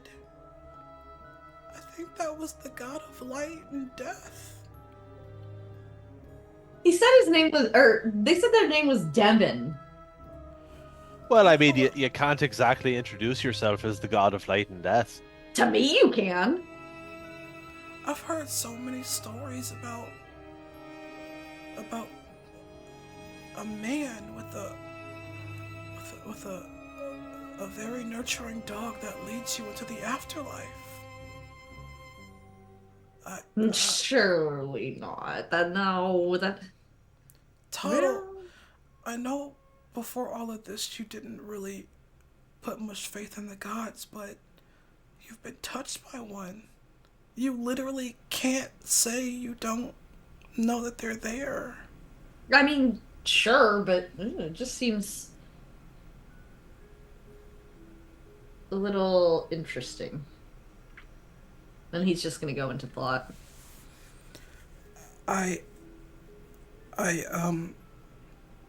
sad that we've lost so many from that demon, Saphira. And when Calamity says Saphira, you all literally see this kind of ripple of fur from like Calamity's toes all the way up to his ears. It's like Saphira, and he'll say, "But I'm glad that the god of light and death is with them, and it sounds like they're still watching us."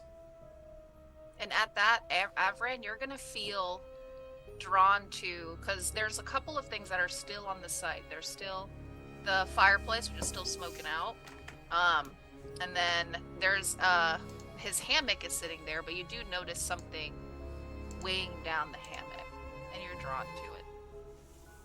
Cool. Do you want me to roll anything or just walk to it? You just gonna walk to it? You can if you want. Tell you what, I am going to cast detect evil and good. Okay. You detect good for sure. Okay, cool. Then yeah, I'm just gonna stroll over to it and just kind of like wave my hand out until it hits something. It seems to be a dagger, or almost not a dagger, more like a hunting knife. And it's in a red leather sheath, but it has an emblem of something you're probably familiar with. Your old village where you grew up. The emblem is on the sheath of the blade. Which I don't know if I've ever said the name of the village I grew up. It's Westfall. Oh, you haven't. You've only mentioned that it's A village. a village farming land. I think near the water, but no. What say the name again? Westfall. Westfall. Mm-hmm. Westfall. No. And I just kind of look at it and I'm in like awe of like, what is this doing here? Like, my village is so far away. How did this get here? Um, and I'm gonna take it out of the sheath and just kind of examine the blade. There is something inscribed on the blade, and it says "with regards."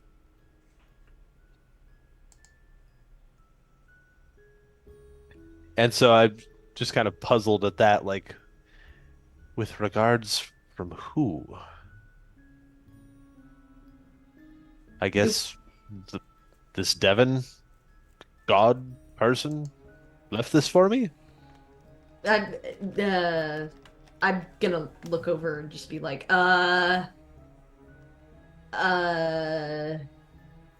you know what this is?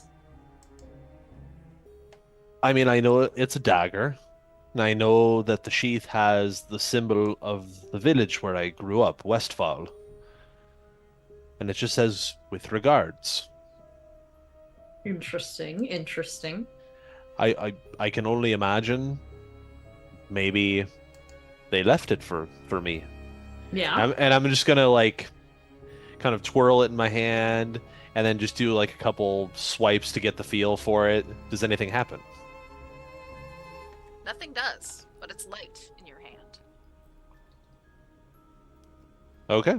Well, then I'm just gonna strap it to my belt on the other side from where I normally have my dagger of warning. And there we go. Sweet.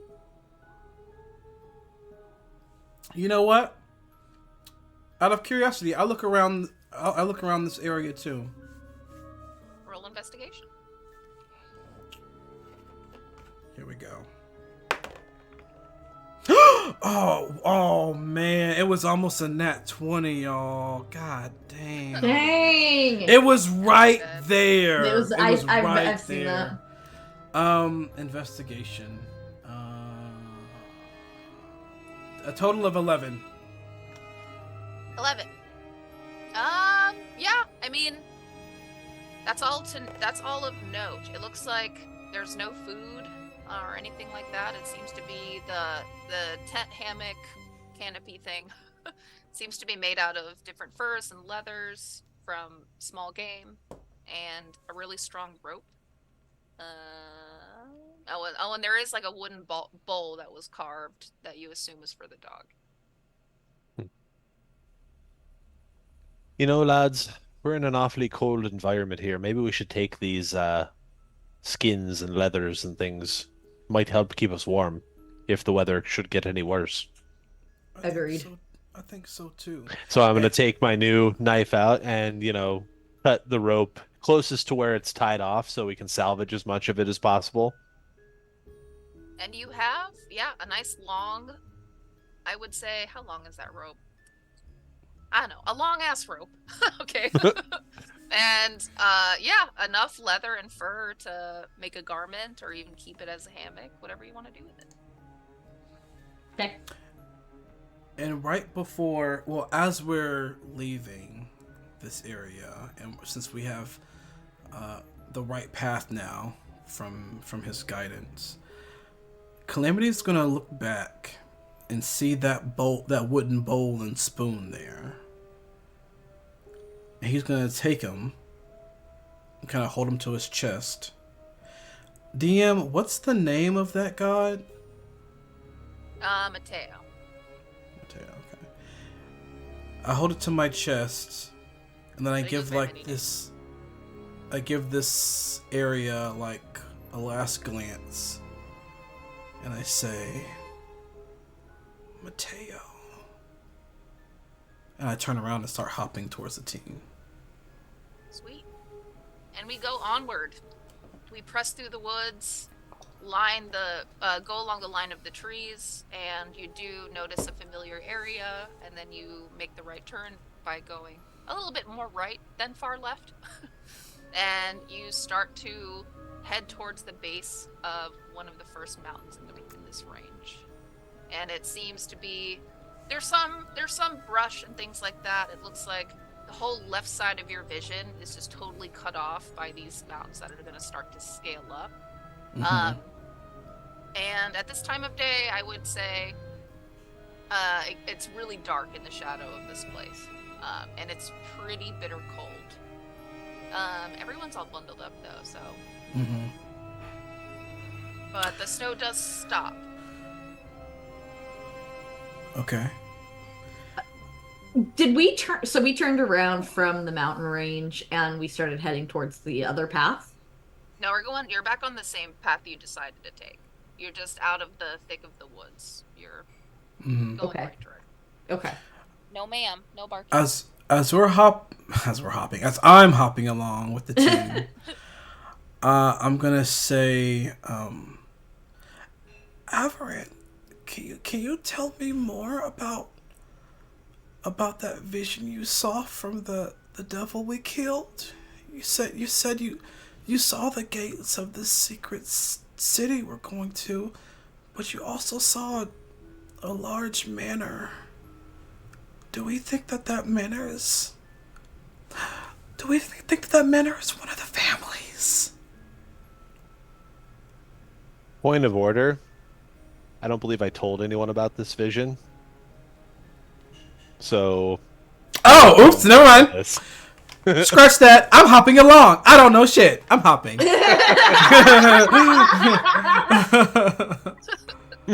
Been there.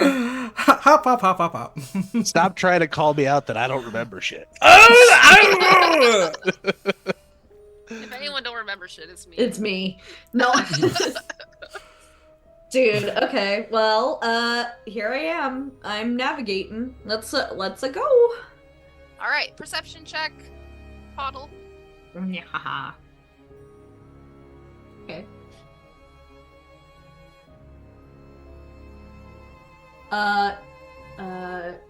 Ooh. 22. 22, wow. You see all. It looks like, yeah, you're actually, yeah, by now you'd be pretty close to the turn you have to make it towards the ruins. So you're stopped at a path ahead of you that can kind of start going up this mountain. It looks like it's a road that was built for something. It's as wide as like a carriage, so like a small single lane, and it's carved through the rock and kind of turns kind of into the darkness through these woods in the mountains. You do know that in order to get to this peak that Avaran's mentioned, you have to go through this at some point. But you look on the map and you do notice that the ruins are the opposite direction, about less than a quarter mile. You can almost see it because it's just white and flat. You can kind of see specks of the ruins just ahead. Yeah, I mean, quarter mile, that's like one lap around a high school track. That's nothing. Right.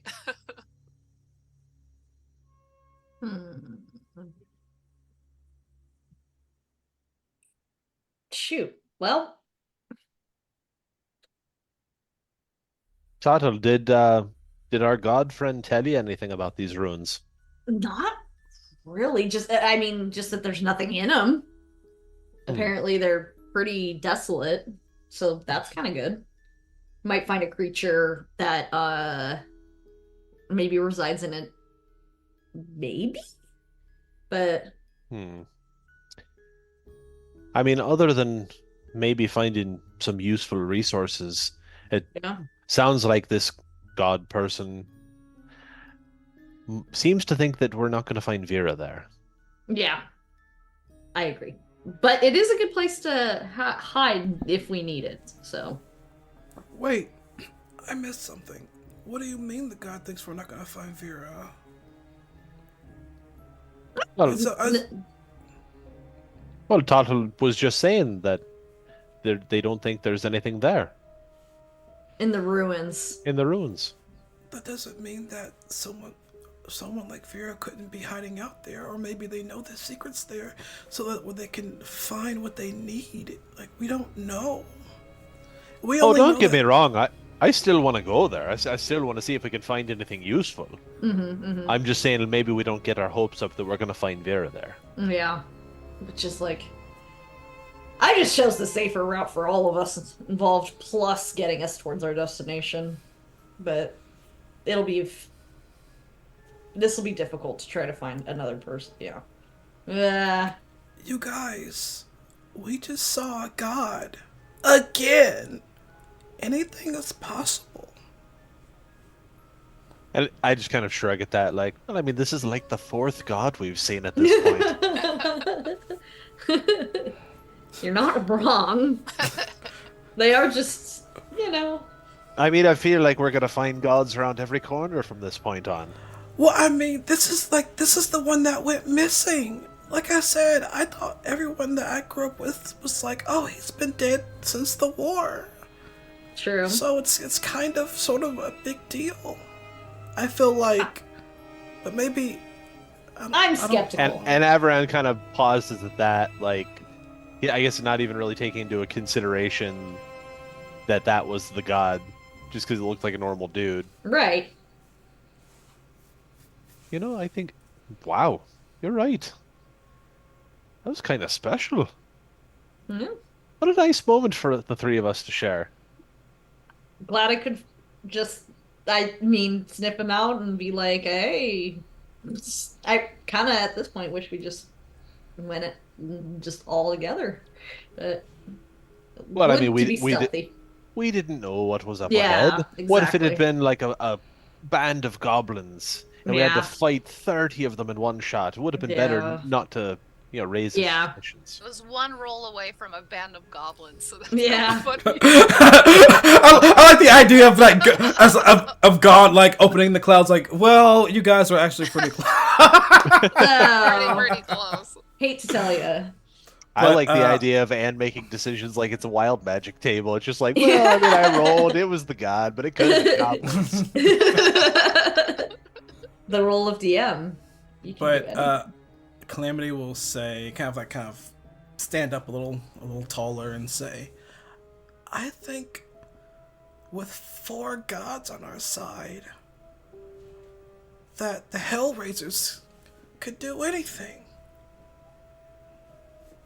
You and your Brandon. Who's Brandon? Branding. Yeah. And I hop along. Yeah. All right, we're entering the clearing now. Just do it. Everyone roll a stealth check. Okay. Oh, shit. Well, I'm at disadvantage. So. I'm also at disadvantage. So And we'll I see rolled how on that goes. one, so there we go. I am That very unstealthy. It's like, just do it. Just. I mean, I Welcome. got pretty good stealth stats, so even with a roll of 4, I still get 11. Oh shit. That's nice. My total stealth comes to a total of 14. Okay. All right, and you're trudging along, and it is just open space. You do, once you're out of a couple of the rockier areas that you're from, you get hit by this wind. Wind, snow, and ice. The chill you can feel through all of your clothes. It's cold. And it's sunny out too, so even with the little grace of the sun that you get, you're still battered by this wind. San Francisco, for example. I'm going to get in the path of the wind and raise my shield up to kind of like block as much as I can of it so it doesn't knock over like Calamity or Toddle. Cute. Okay, and as you go, Toddle, are you still taking the lead? Uh-huh. Roll a perception check, please. You got it. I guess that, yeah, it does raise a question. what direction is it coming from? Is it coming from the side or in front? From the side.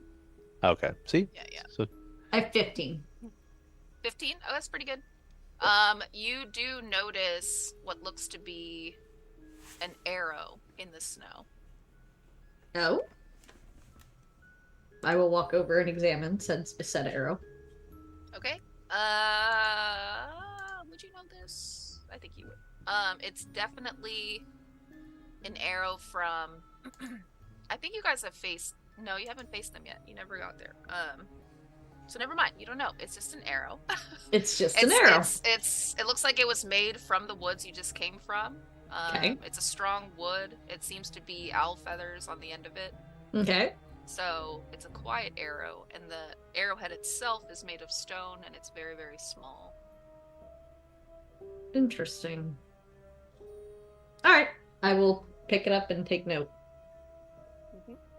And Does the arrowhead, the stone arrowhead, does it like just look like regular stone, or does it like some kind of gem or anything? No, it's just a stone. Okay. Very sharp and long, though. And as you go, you encounter the ruins, and it's interesting. A lot of it is covered by snow. You actually realize you encounter them by stepping on a tougher part of the snow. It looks like about a foot beneath it seems to be a rock path headed towards these ruins, and you do see them. It looks like it was once a huge, almost cathedral. There's still some stained glass that's there, a lot of it frozen, most of it missing or broken apart. There is a statue of what looks to be almost like a Firbolg type creature in a big robe. He has a staff that he's kind of resting under his chin and looking down.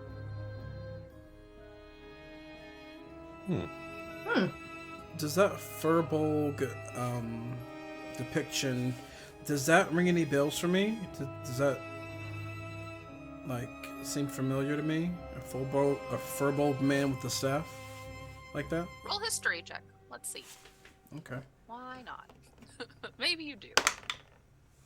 That's actually a kind of really good history for me. Ooh. Okay. Let's see, a total of 18 history. Not bad. 18. Okay, well, yeah, you've heard rumors about different monks and things like that. And the robes that you've probably seen a couple of them too, but the bad sort of monks, so more like cultists, have this kind of style robe that this Firbolg is wearing, but it's definitely not a cultist robe. It's something else. Okay. Okay. Definitely a monk, but not a bad cultist. Yeah. But looks like a bad cultist, but not. Okay, gotcha. Okay. Yeah, because you've never seen really a monk before besides Vera. And yeah, I mean, it looks similar. It's like the cultists stole the design of this robe. Okay. I don't think I'll say anything because I feel like that's not enough to go on to really say anything out loud. So I'll just take that in. And is there? I know you said that most of this this dungeon cave temple is buried in snow. Do we happen to see a doorway, an entryway? They're like the remnants of one. It looks like at one point this land used to be pretty flush and full of life, because you do see some frozen roots and things like that that are all dried up and dead by now, bits of it frozen. But now it's just ice and barren. I'm going to start But the wood hopping of the door is gone. Like, there's no door anymore. It's just like bits of the frame of stone. So it sounds like there's kind of like an openish space. I'm gonna start hopping over there. Okay, roll I follow. investigation. Sweet. You too, then. Roll. Can we all do it? Yeah. We can all do it. Let's all do it. I have my investigation. I'll Whenever you're also ready. have my investigation. Okay. Okay, so there's 4 points of this temple. Which area are you each investigating? I would probably naturally go to the right. So one of the right front side ones. I would just, to cover more ground, probably go left then.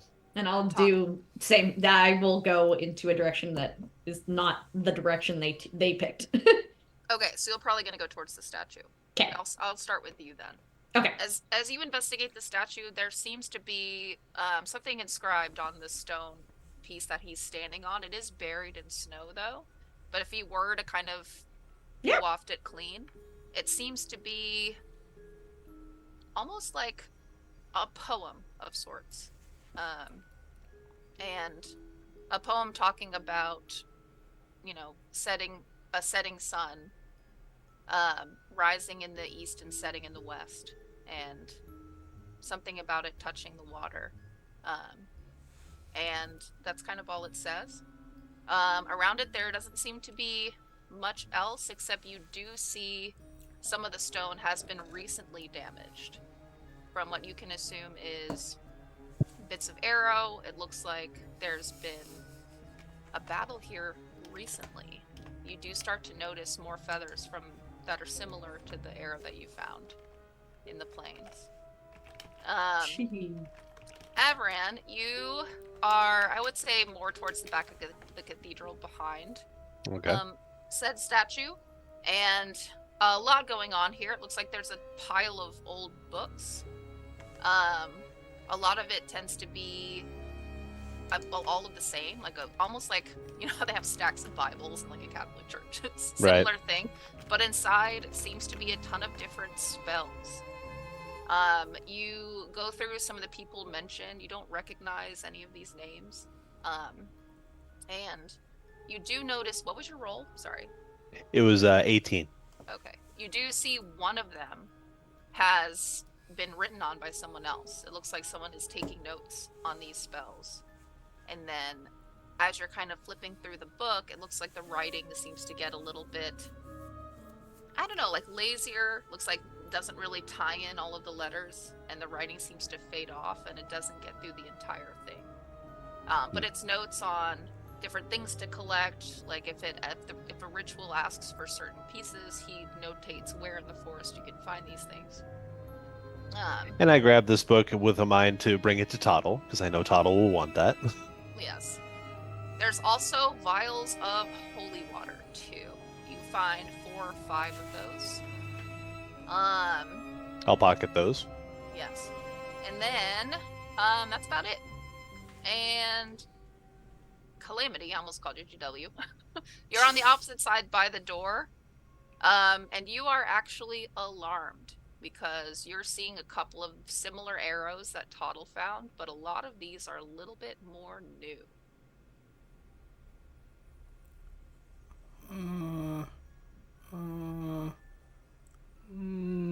And do I see them inside the door, or are they outside the door? The arrows, the newish looking arrows. On the outside. Outside. Around the outside. I think to myself, either someone here is making these, or someone here are making these, or someone is using these to attack someone. Avery just gave you a bad luck blitz because she is bored. I saw it. Okay. Well, perfect timing, because you take. Oh! What? Well, actually, roll a 20 against me. Just roll a regular old 20. Yeah. Oh, that's cocked. I'm not by you. Okay. No. Okay. I have my number. What's yours? On a regular D20, a straight roll, I rolled a 13. Oh, fuck. Okay. Okay. So you take half damage. You take 3 points of piercing damage as one of these same arrows that you're looking at pierces you in the back of the shoulder. And with that, something happens. my fur is like, what the fuck? Yep. Can you please roll 2 D100s, DM. Okay. Let's see. Me looking. Who the fuck just tried me? You tried, yeah, for real. 60 and 50. I find it interesting that you're rolling like increments of 10. I find that very interesting. I know, isn't that weird? It is very weird. 60 and 50, you I wonder if said. these are weighted.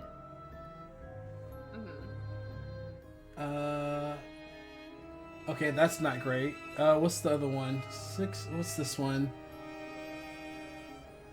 Damn it! I'll use a different set. Well, looks like we're going this one. All right, so after really bad.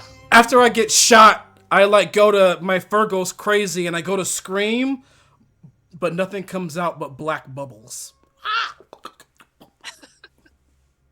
I have lost my voice and I cannot speak. When I try to speak, black bubbles come out my mouth, so I cannot scream. Oh shit. So I get hit silently. Mm. And so I'm like holding my, I'm like kind of like on the ground and like I find out that I can't speak, I can't scream for help, and so I look to see if maybe I can find like what shot that arrow. Does a 12 hit you? No! Who's shooting me? I hop out of the way. Stop rolling! Everyone roll for initiative. Oh, shit. You tell me who's hitting me! Who's Oh. hitting him? Son of a bitch, nat 1. Oh, fuck. Oh jeez. You know what? It's cool. I got 19. Fuck that. Fuck that. I am using my ability to give myself a advantage on this roll. Okay, better. Much better. I have my number. What's your number? My number is 19. Okay. Total. Twinsies. 19 as well. Who goes first? Me. I have a +8 initiative. Okay. This God damn. I want +8 initiative. That's so cool. I have a +2 and I rolled a 1. I'm like, I guess it's just because I'm at the other end of the freaking cathedral. It's just like, Oh. I'm just doing my own thing over here. You guys Hey, are getting just shot looking at. through books. I want. That's cool. Oh. Sorry. My universe. Sorry. I'm My like brain is- thinking. I'm thinking of just things. Calamity. It's The oh other yeah. The other option would have been great if I actually was missing a spell slot. But I wasn't. Oh, good lord. Good lord. Existential What? nerd just gave us another bad luck blitz. Ah! Well, that works out because Calamity, you are up first. Okay, before this, my fur is already like moving sporadically and it's sparking because it senses danger. I look around. Oh, let me switch up the vibe real quick. Hold on, it's serious time now. Wait. I look around. Do I see where these freaking arrows are coming from? You do. It's actually, it looks like it's, I don't know, it seems to be almost like a shield of ice and snow is covering the view of them. But it's literally all you can see, like you can see everything because it's so flat. But there's just like like a door of snow that's like covering this creature. So you can't see the creature, you just see this wall of snow. That's what I'm trying to say. Interesting. Very interesting. Oh, fuck, I can't speak. Can I cast anything? Hold on, wait a second. I gotta see if I can do anything that doesn't require me speaking. Yeah, Fuck. spells are... You have a crossbow, Calamity. Yeah, you Shut have up, to boys! Okay, verbal. What about this? Verbal. Oh, shit, what is this? Fuck, verbal, fuck! Verbal, what about this? Ah! Okay, so, my fur is going crazy. And I think, yeah, go ahead and roll that bad luck looks, DM. Roll 2d100s. I'm gonna use this. I think my dice are weighted because I just tried rolling again and it keeps landing on 50. So let me use the dice for that. Okay, I agree.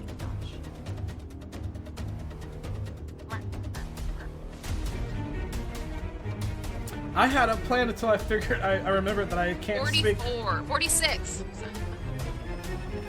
Okay, 46 and 87. No, I was just testing it out. I mean, if you want to use that as the Stop other pressing roll. buttons! Stop pressing buttons! You're making me confused.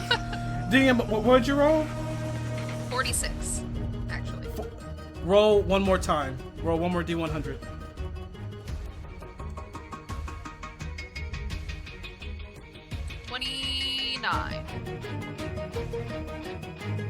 Okay, that or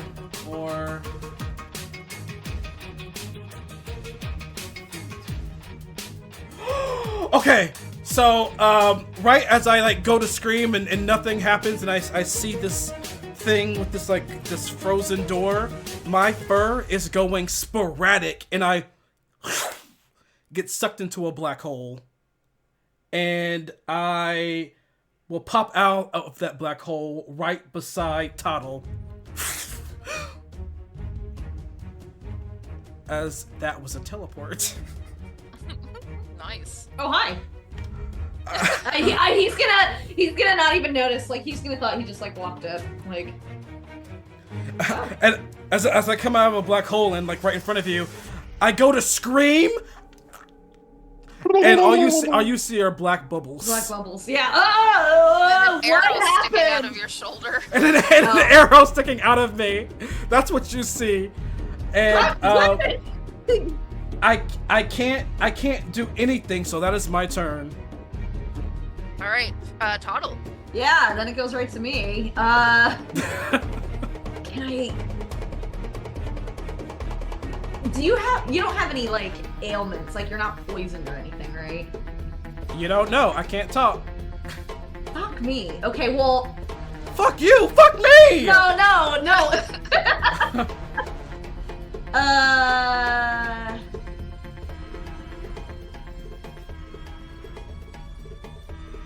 I'm gonna just toss you one of my many healing potions that I have because I don't know what's afflicting you. So I'm gonna be like, this is not good, and so I pull out a healing potion, give it to you. I'm gonna be like, what happened? Take me to where this happened to you. Okay, handing the potion is a bonus action. If you want to take Toddle, that would be an action. Okay. Yeah. That. Yeah. I mean, if I'm allowed to, I'll either, because it's not my turn, I'll either take them there or I'll point to where I got attacked. Yeah, point. So I'll head over there.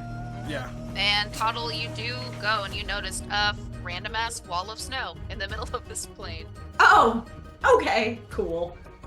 I guess I'm approaching that, and that ends my turn. Okay. So you're gonna see this wall of snow, and it's actually gonna start to break apart into a mist, and it's gonna expose this creature. And it looks like this creature has the body of what appears to be a centipede, with its legs as pointed spears into the snow, and it starts to take a couple of steps towards you. Clack, clack, clack, clack, clack. And it raises up, and it has the body, like the chest of a man, but it looks like his abdomen is extended, and he has 6 arms. And each set of arms is holding what appears to be a bow and arrow. And he aims all 3 at you, and he fires 3 shots. Fuck, dude. Fuck. No, I'm like, what's my reaction here? It's terrible. Okay. Does a 9 hit you? No. For the first one? No. Does a 12 hit you for the second one? No.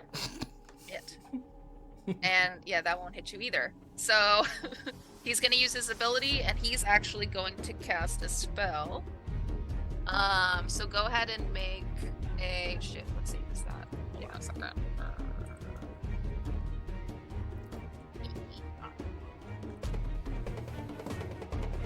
while since I pulled this sheet out. Hang on. Make a Constitution save, please. Ooh, bet. Constitution? Yeah. Almost 30. Like, I rolled a 19 and I have +8, so. Jesus crust bananas. So you take half of the damage.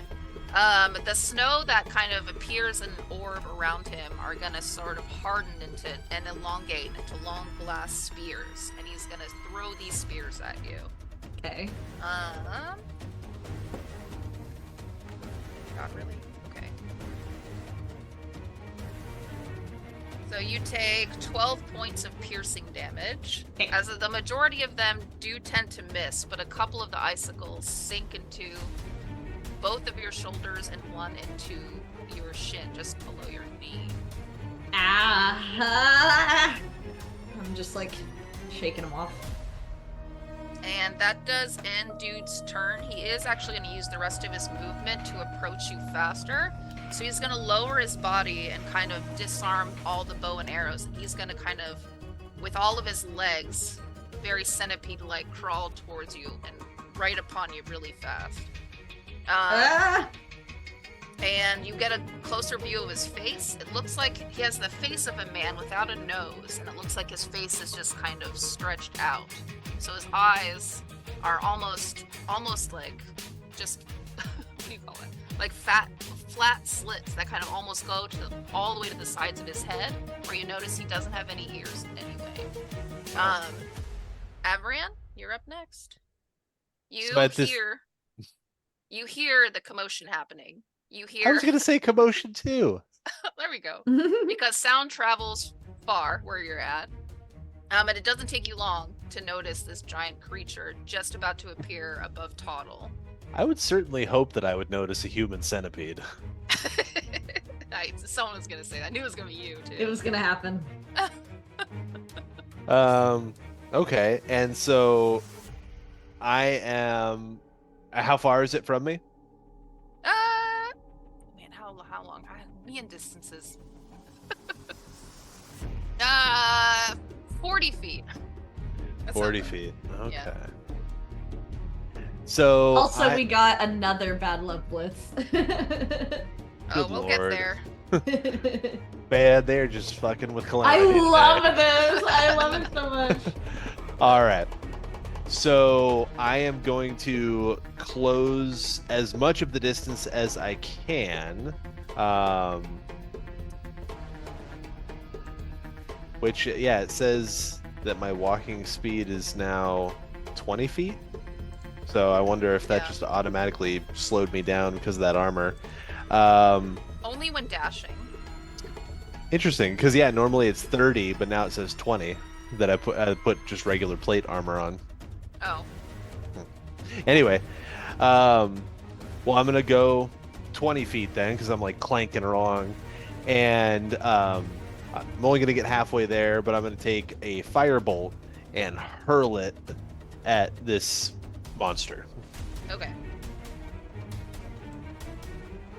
And let's see, that's +8.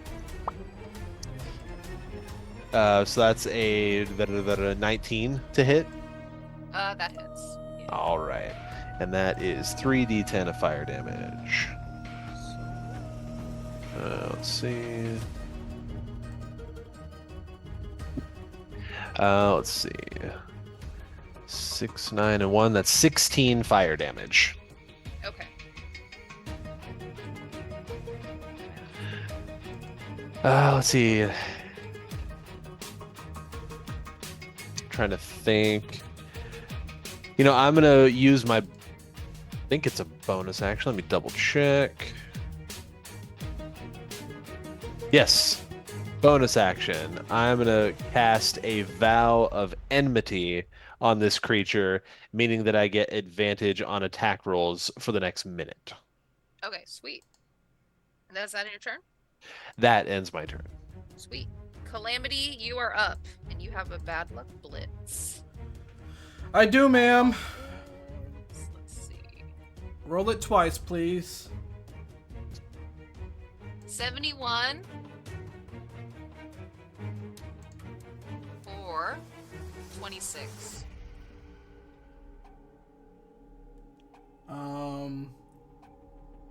Ooh.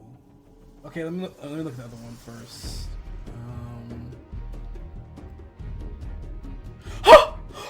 Well, that's probably not the best thing right now. I'm gonna do the other one.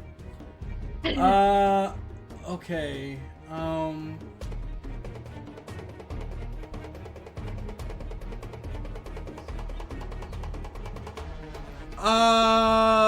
Okay. So, as Calamity is kind of just like shaking and like just finally pulls out this arrow, my fur like does another like ripple, and like there's kind of like almost like these fireworks, and then when they stop, there is a ripple through my entire body that culminates like to my forehead, and without me knowing, this glowing red eye opens vertically on my forehead, and it's like just taking in everything, and I now have advantage on everything perception and sight. I don't know what's there. I just pulled out the arrow, so I'm focused on that right now. And then another thing that I only have one thing that's not verbal. Well, two things, but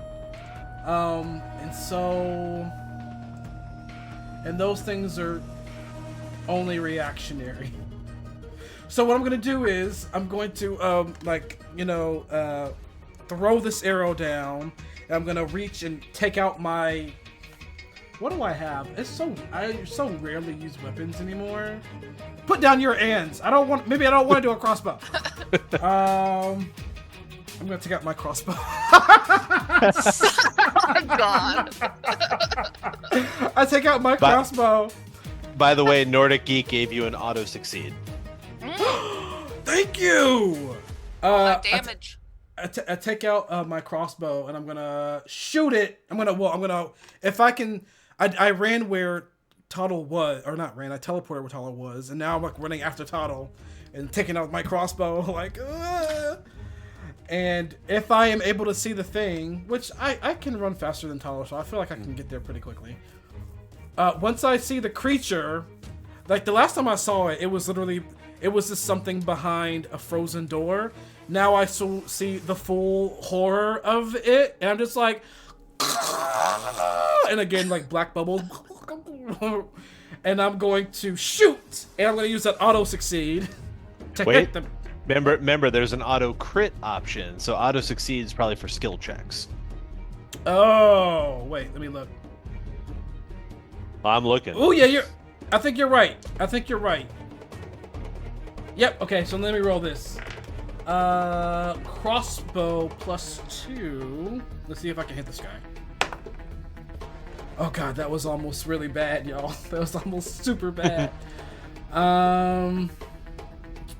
Let's see. That's gonna be a plus. Why are you not showing me? Hold, please. Oh dear. Just 1 second.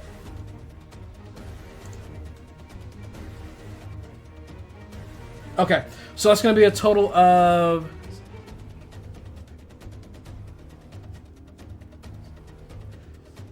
28 to hit. Yeah. Damn. Okay. All right, so that's going to be one of these.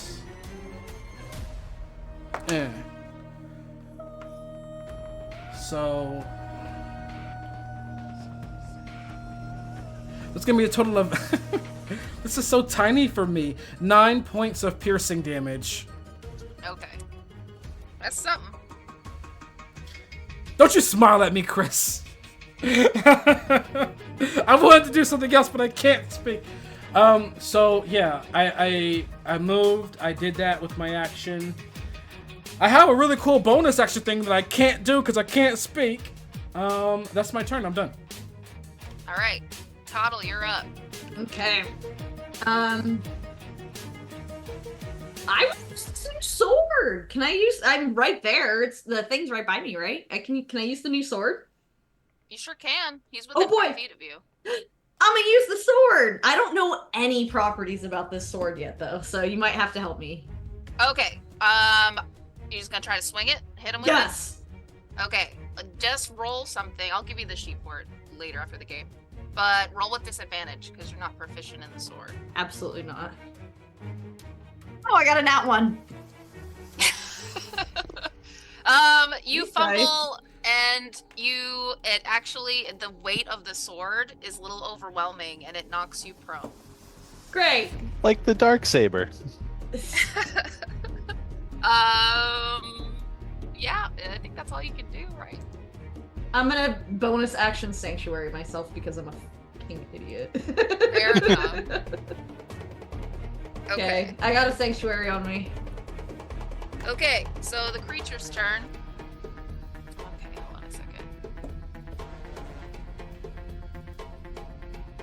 Alright, so he is gonna actually cast a thing. Let me just read this spell. Sorry, I usually am more prepared than this. Good. Okay, so right at the bottom of this creature, the ice is gonna sort of harden and darken into an almost crimson red, like dark red, and it If this almost is a spell, looks like I cast counterspell because it's only sigmatic. You don't have to this is say a s- anything for counterspell. Nope, it's just a movement of the Nice. hands or whatever, or in my case, movement of fur. It only works if it's a spell. If it's an ability, I can't do that. But if it's a spell, I can attempt to counterspell. I think it's an ability. Okay, you let me know. Yeah, I think it is. Okay, never mind. Continue. But it's gonna roll from underneath him, almost like molten lava. And the whole thing is gonna be just hardened into ice. And it's gonna be a 30-foot radius just around his entire body. So anyone who's within 30 feet of him is gonna take 1d8 necrotic damage. And he's gonna do that. So let me do the damage for Toddle. Yeah, there's no save or nothing. Where the fuck are all my dice at, y'all? I am not ready. I ate them. Sorry. I think I'm I in ate that all- that all. 30-foot radius because I hopped like You are. in my mind I hopped next to Toddle or close to. Okay. Oh, it's 2d8. Okay. I think we all are, because yeah, I was 40 feet away and I ran 20 feet, so I should be 20 feet from it. Exotic damage? Ooh, I like the way that sounds. Necrotic. Oh, sorry. Um, Okay. Everyone takes 9 points of necrotic damage, and you're gonna roll that again at the beginning of your turn. Okay. Or I'm gonna roll that again. I'm gonna try to remember to do that. Okay.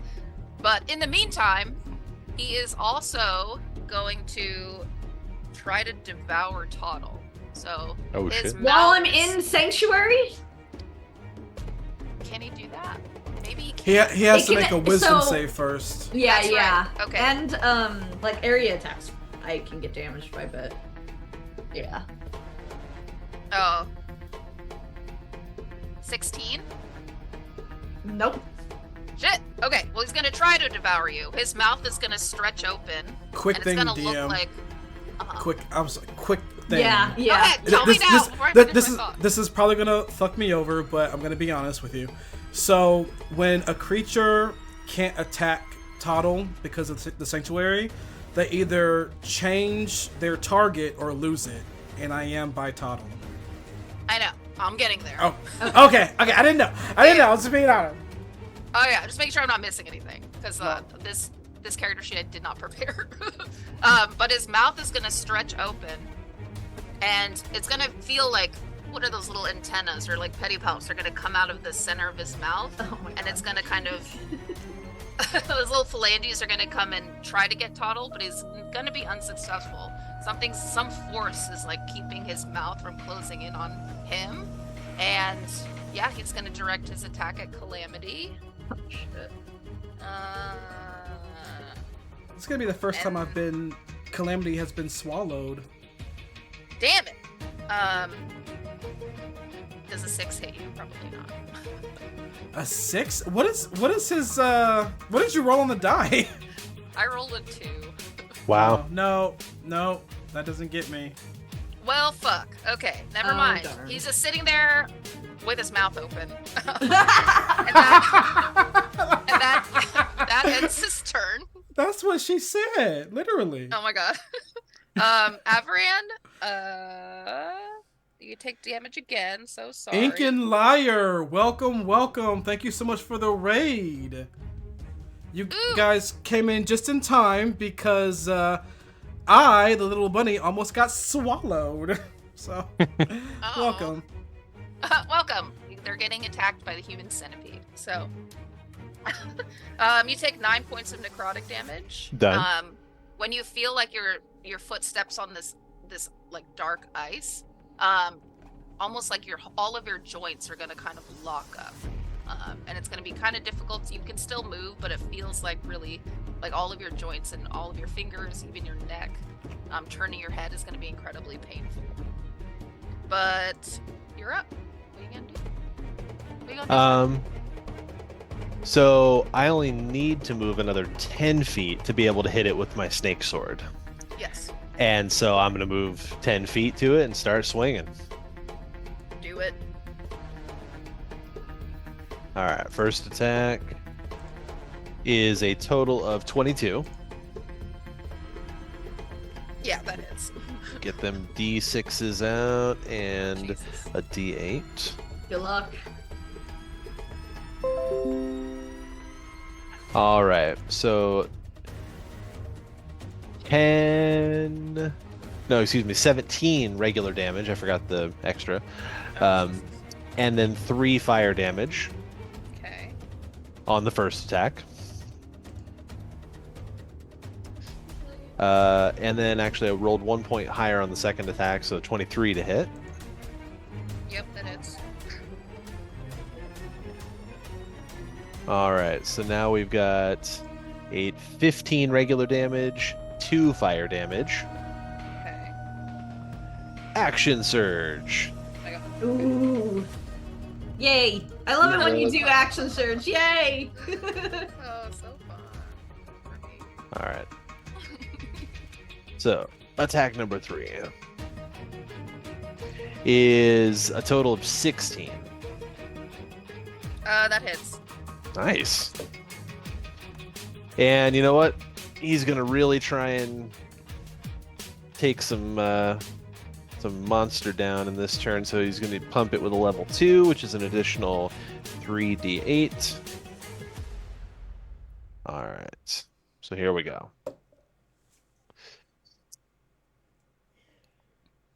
All right. So 8, 13 plus 7, so 20 regular damage. Okay. 7 fire damage. Okay. And then 17 radiant damage. Jesus Christ. And then we got our 4th attack, which is a nat 1. So I would imagine that from the effort of his 3 swings successfully, he just is too tired to hit that 4th one. Yes. And so I end my turn. Okay. Yeah, he takes those hits and he does rear back a little bit and tries to regain his composure. He closes up his jaw. Calamity, you're up. So the first thing that I do, is this was not redeemed. This is just an old natural bad luck blitz. But before I do that, I'm gonna. You said that like this black stuff that we're on. You said it's like hardened to lava or something. What is this? It What is rolled this? out like lava, but it froze, so it's just like ice. Okay, I'm gonna say that Calamity is. Is this creature within 5 feet of me? Like almost 10. I'm gonna slip and fall and clatter and accidentally get within 5 feet of him. And I'm gonna bad luck blitz. Can you please roll it, DM? Y'all. I love that this is my only Natural one. natural thing of defense. 5. Or Or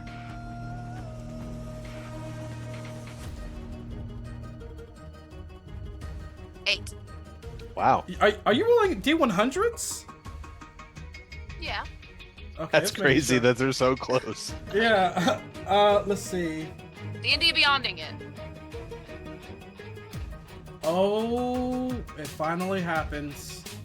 Okay, so as I slip and fall, and I like try to stand up, and I look up, and I see this like this human centipede creature. I try to scream again, and nothing but black bubbles come out. Chris, if you could please.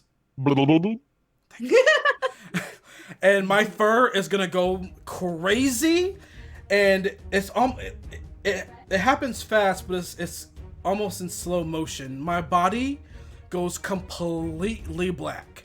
All that is being seen are my glowing white eyes, but in the center of my chest there is like this twinkle, like you're looking at a twinkling star in like the void, the black sky.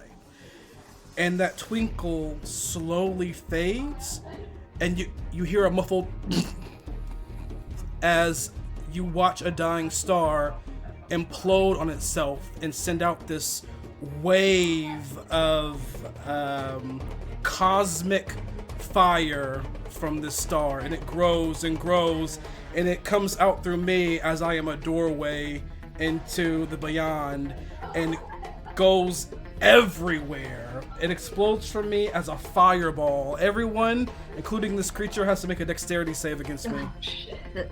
Oh, Jesus. Well, Against this there we go. cosmic fire. Nat 20. Are you kidding me? Wow. Wow.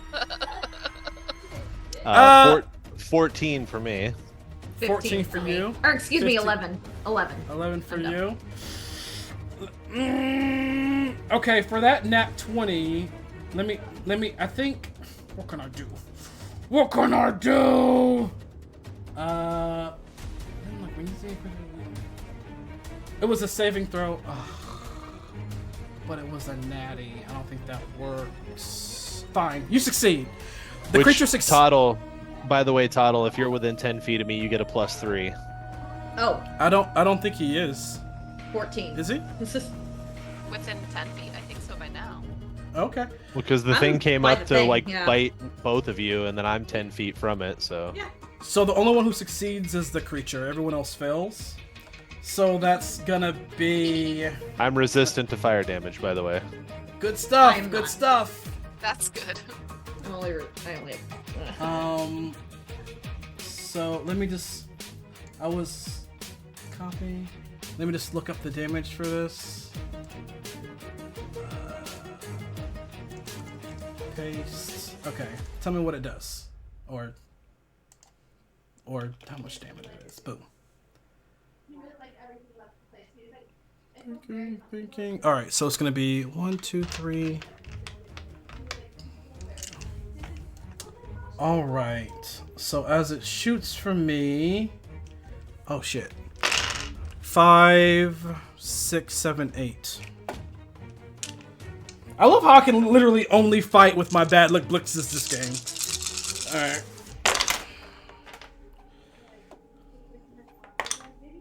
Okay, so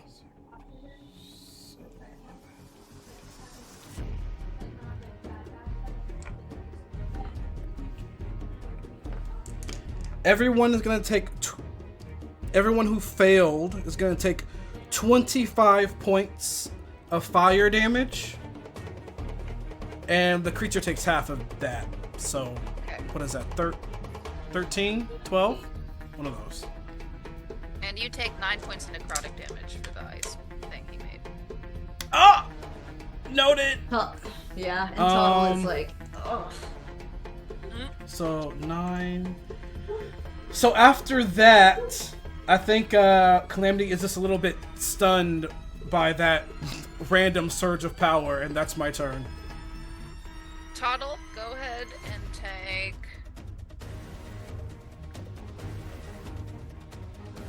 7 points of necrotic damage, and then it's your turn. Okay, so I'm still prone. I'm having a bad time. I'm on the ground. I'm like, even though I'm in Sanctuary. And I'm gonna,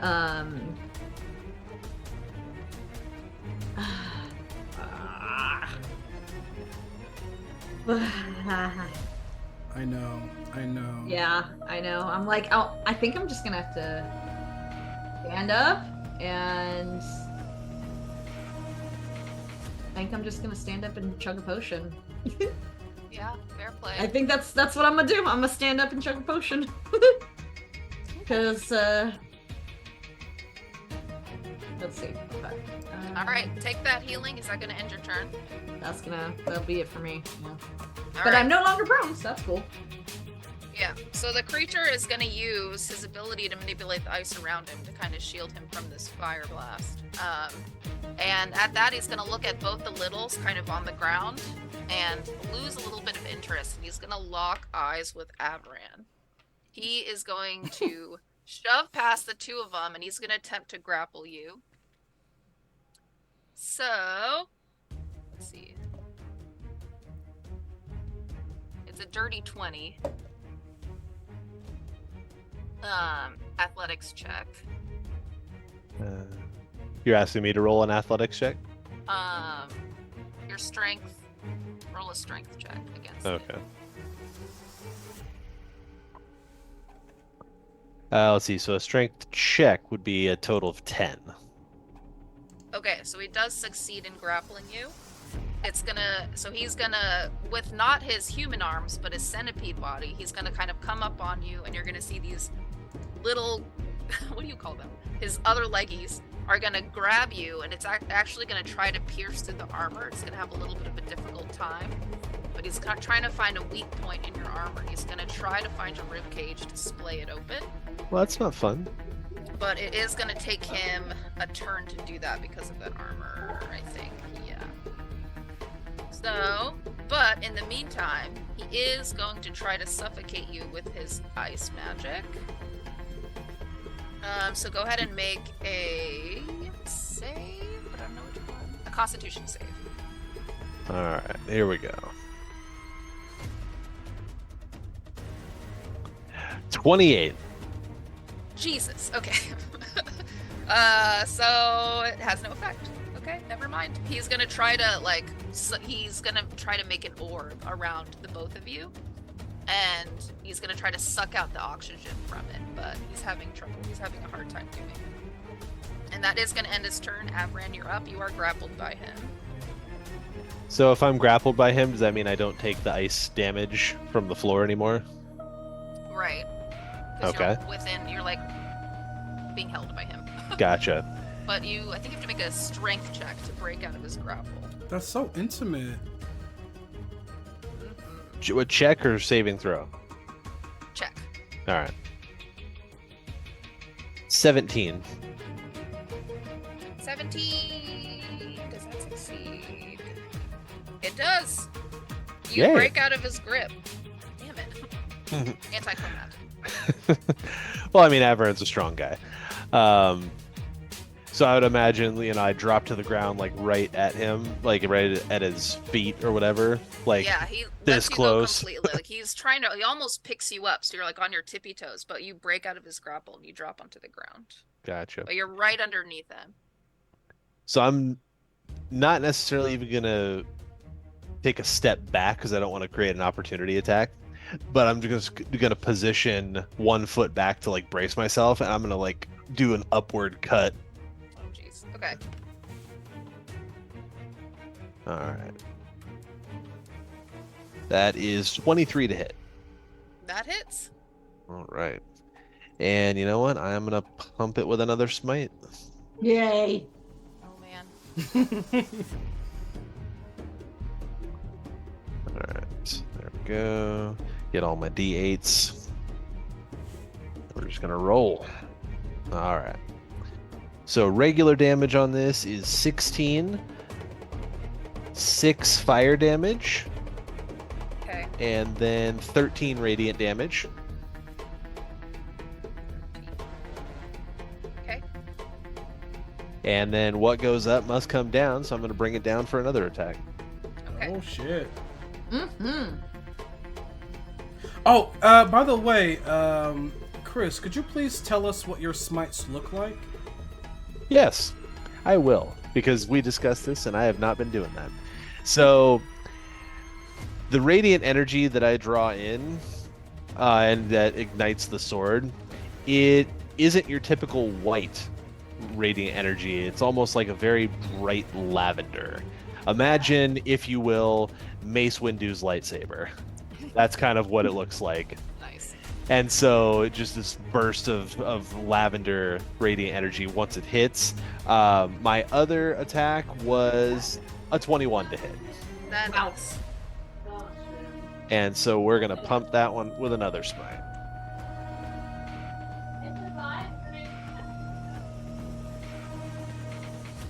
One of my dice fell on the ground, so I will I hate when re-roll. that happens. I hate when Okay. that happens. Sorry. No, it's okay. So we have... No, it's not. I'm panicking. I'm panicking. So 3 flaming damage, Okay. 12 radiant damage, and then let's see, 8 plus 6 plus 7, 14, 21 regular damage. Excuse me, slashing damage. Okay. Is that in your turn? It does, and I'm kind of kicking myself because I realized I had a vow of enmity on that, so I could have been rolling with advantage on both of those. But regardless, it ends my turn. Okay. He is hurting. You do slice through him, and it looks like some of his inner parts start to fall out, and he's going to use his human hands to try to pick it back up. And he's going to curl up, and he's going to writhe a little bit, and he's going to back away from you, and that's going to give you an opportunity to attack. Ooh, okay. Cool, because I, get advantage on it. Pick up your organs. All right, hurt. 23 to hit. That hits.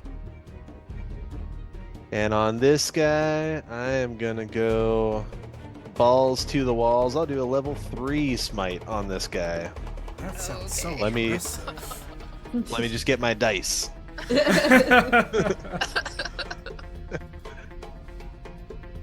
All right. So first we are doing the regular damage, which is 12, 19 regular damage, Okay. 3 fire damage, and 16, 22, 23 radiant damage. Oh my god. And that does it. How do you kill him? So Ah! my sword glowing bright and blindingly lavender, I bring it up in a vertical slash, then down in a downward slash, and as it's staggering away, I swing it around my head and take its head off. Clean break. And you see as his head is flying through the air and he sees his own body as his head falls. His human arms are almost trying to catch his head, but it misses. And the head thunks onto the ground. The dark ice that he's created starts to melt away into the snow. And he writhes a little bit, and he is still writhing as he's dying. It takes him a while to die. God, that's horrible. That's so horrible. And that does... I should have attacked Calamity, damn it. And that does end initiative. Sweat drop. I would yell our team name, but I can't speak. I open my mouth. And I'm good on ending the game like that. The last thing said are bubbles. Nice. That is Perfect. gonna be our raid message. Thank you so much, Anne. That was so much fun. Thank you, Anne. Yay! Thank you guys. I Thanks really for have sticking to. around longer. Yeah, I really have to 9:30. think more about my bad luck blitzes next time. Not being able to speak was horrible. Oh, as a spellcaster, it sucks. So, guys, go ahead and I think you guys already have a raid message, right, Ann? I think you said something that you were I inspired. just did it. I literally just did it. Oh, Yeah. I didn't And see then yours. you did. Oh, I was gonna say.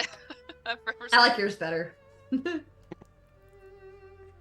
Whichever one that you guys want to go with. You There you decide, go. GW. There you go. No. Whichever you guys want to go for, chat. Pick your poison, and we're gonna go with it. I think I already have an idea of who we're going to raid. Let me just make sure that they're on and stuff. While I do that, you guys give a little chat for our last minute and a half. Thank you, Anne, for such another great game. Oh, thank you. Thank you so much for sticking around for a little bit longer tonight. Got some folks in here right now. We do have folks. Yeah. We do have folks. We had a big ass raid today. It's fucking awesome. Thanks Hopefully so much. our Yes. raiders enjoyed it, and then we'll be back for future episodes. Please Yeah, come definitely. hang out with us. There's always something going on in this game. That's Mhm. true. There is never not entertaining. That's And as you noticed, you Always can some influence- bullshit. true. You can, as you notice, you can totally influence the fuck out of this game. Too. That too. Yeah. Your The bits. chat is heavily involved. The longer you stick around, actually, the more channel points you accrue, and then That you can then spend on really cool stuff. Yeah, it's true. but for the recap of the game, we did do a little bit of traveling, took a wrong turn. Calamity did meet random creature from the forest and just shared an evening. And then, totally, what do we do? Oh yeah, and then Toddle met a god. met a god, the god of light and death, sent a message from all of their fallen comrades from the past and pointed them in the right direction that happened to lead to a giant ice centipede man. Better than most. We take it. Yeah. We'll take it. So, yeah. We will see you guys next week. Thanks so much for joining and hanging out with me and my friends. Yeah. And let's share the love on this next stream. Yes, we are going into the Smoking Dragons. Yes. We break Until them. next week, guys. Love you. Bye. Bye, guys.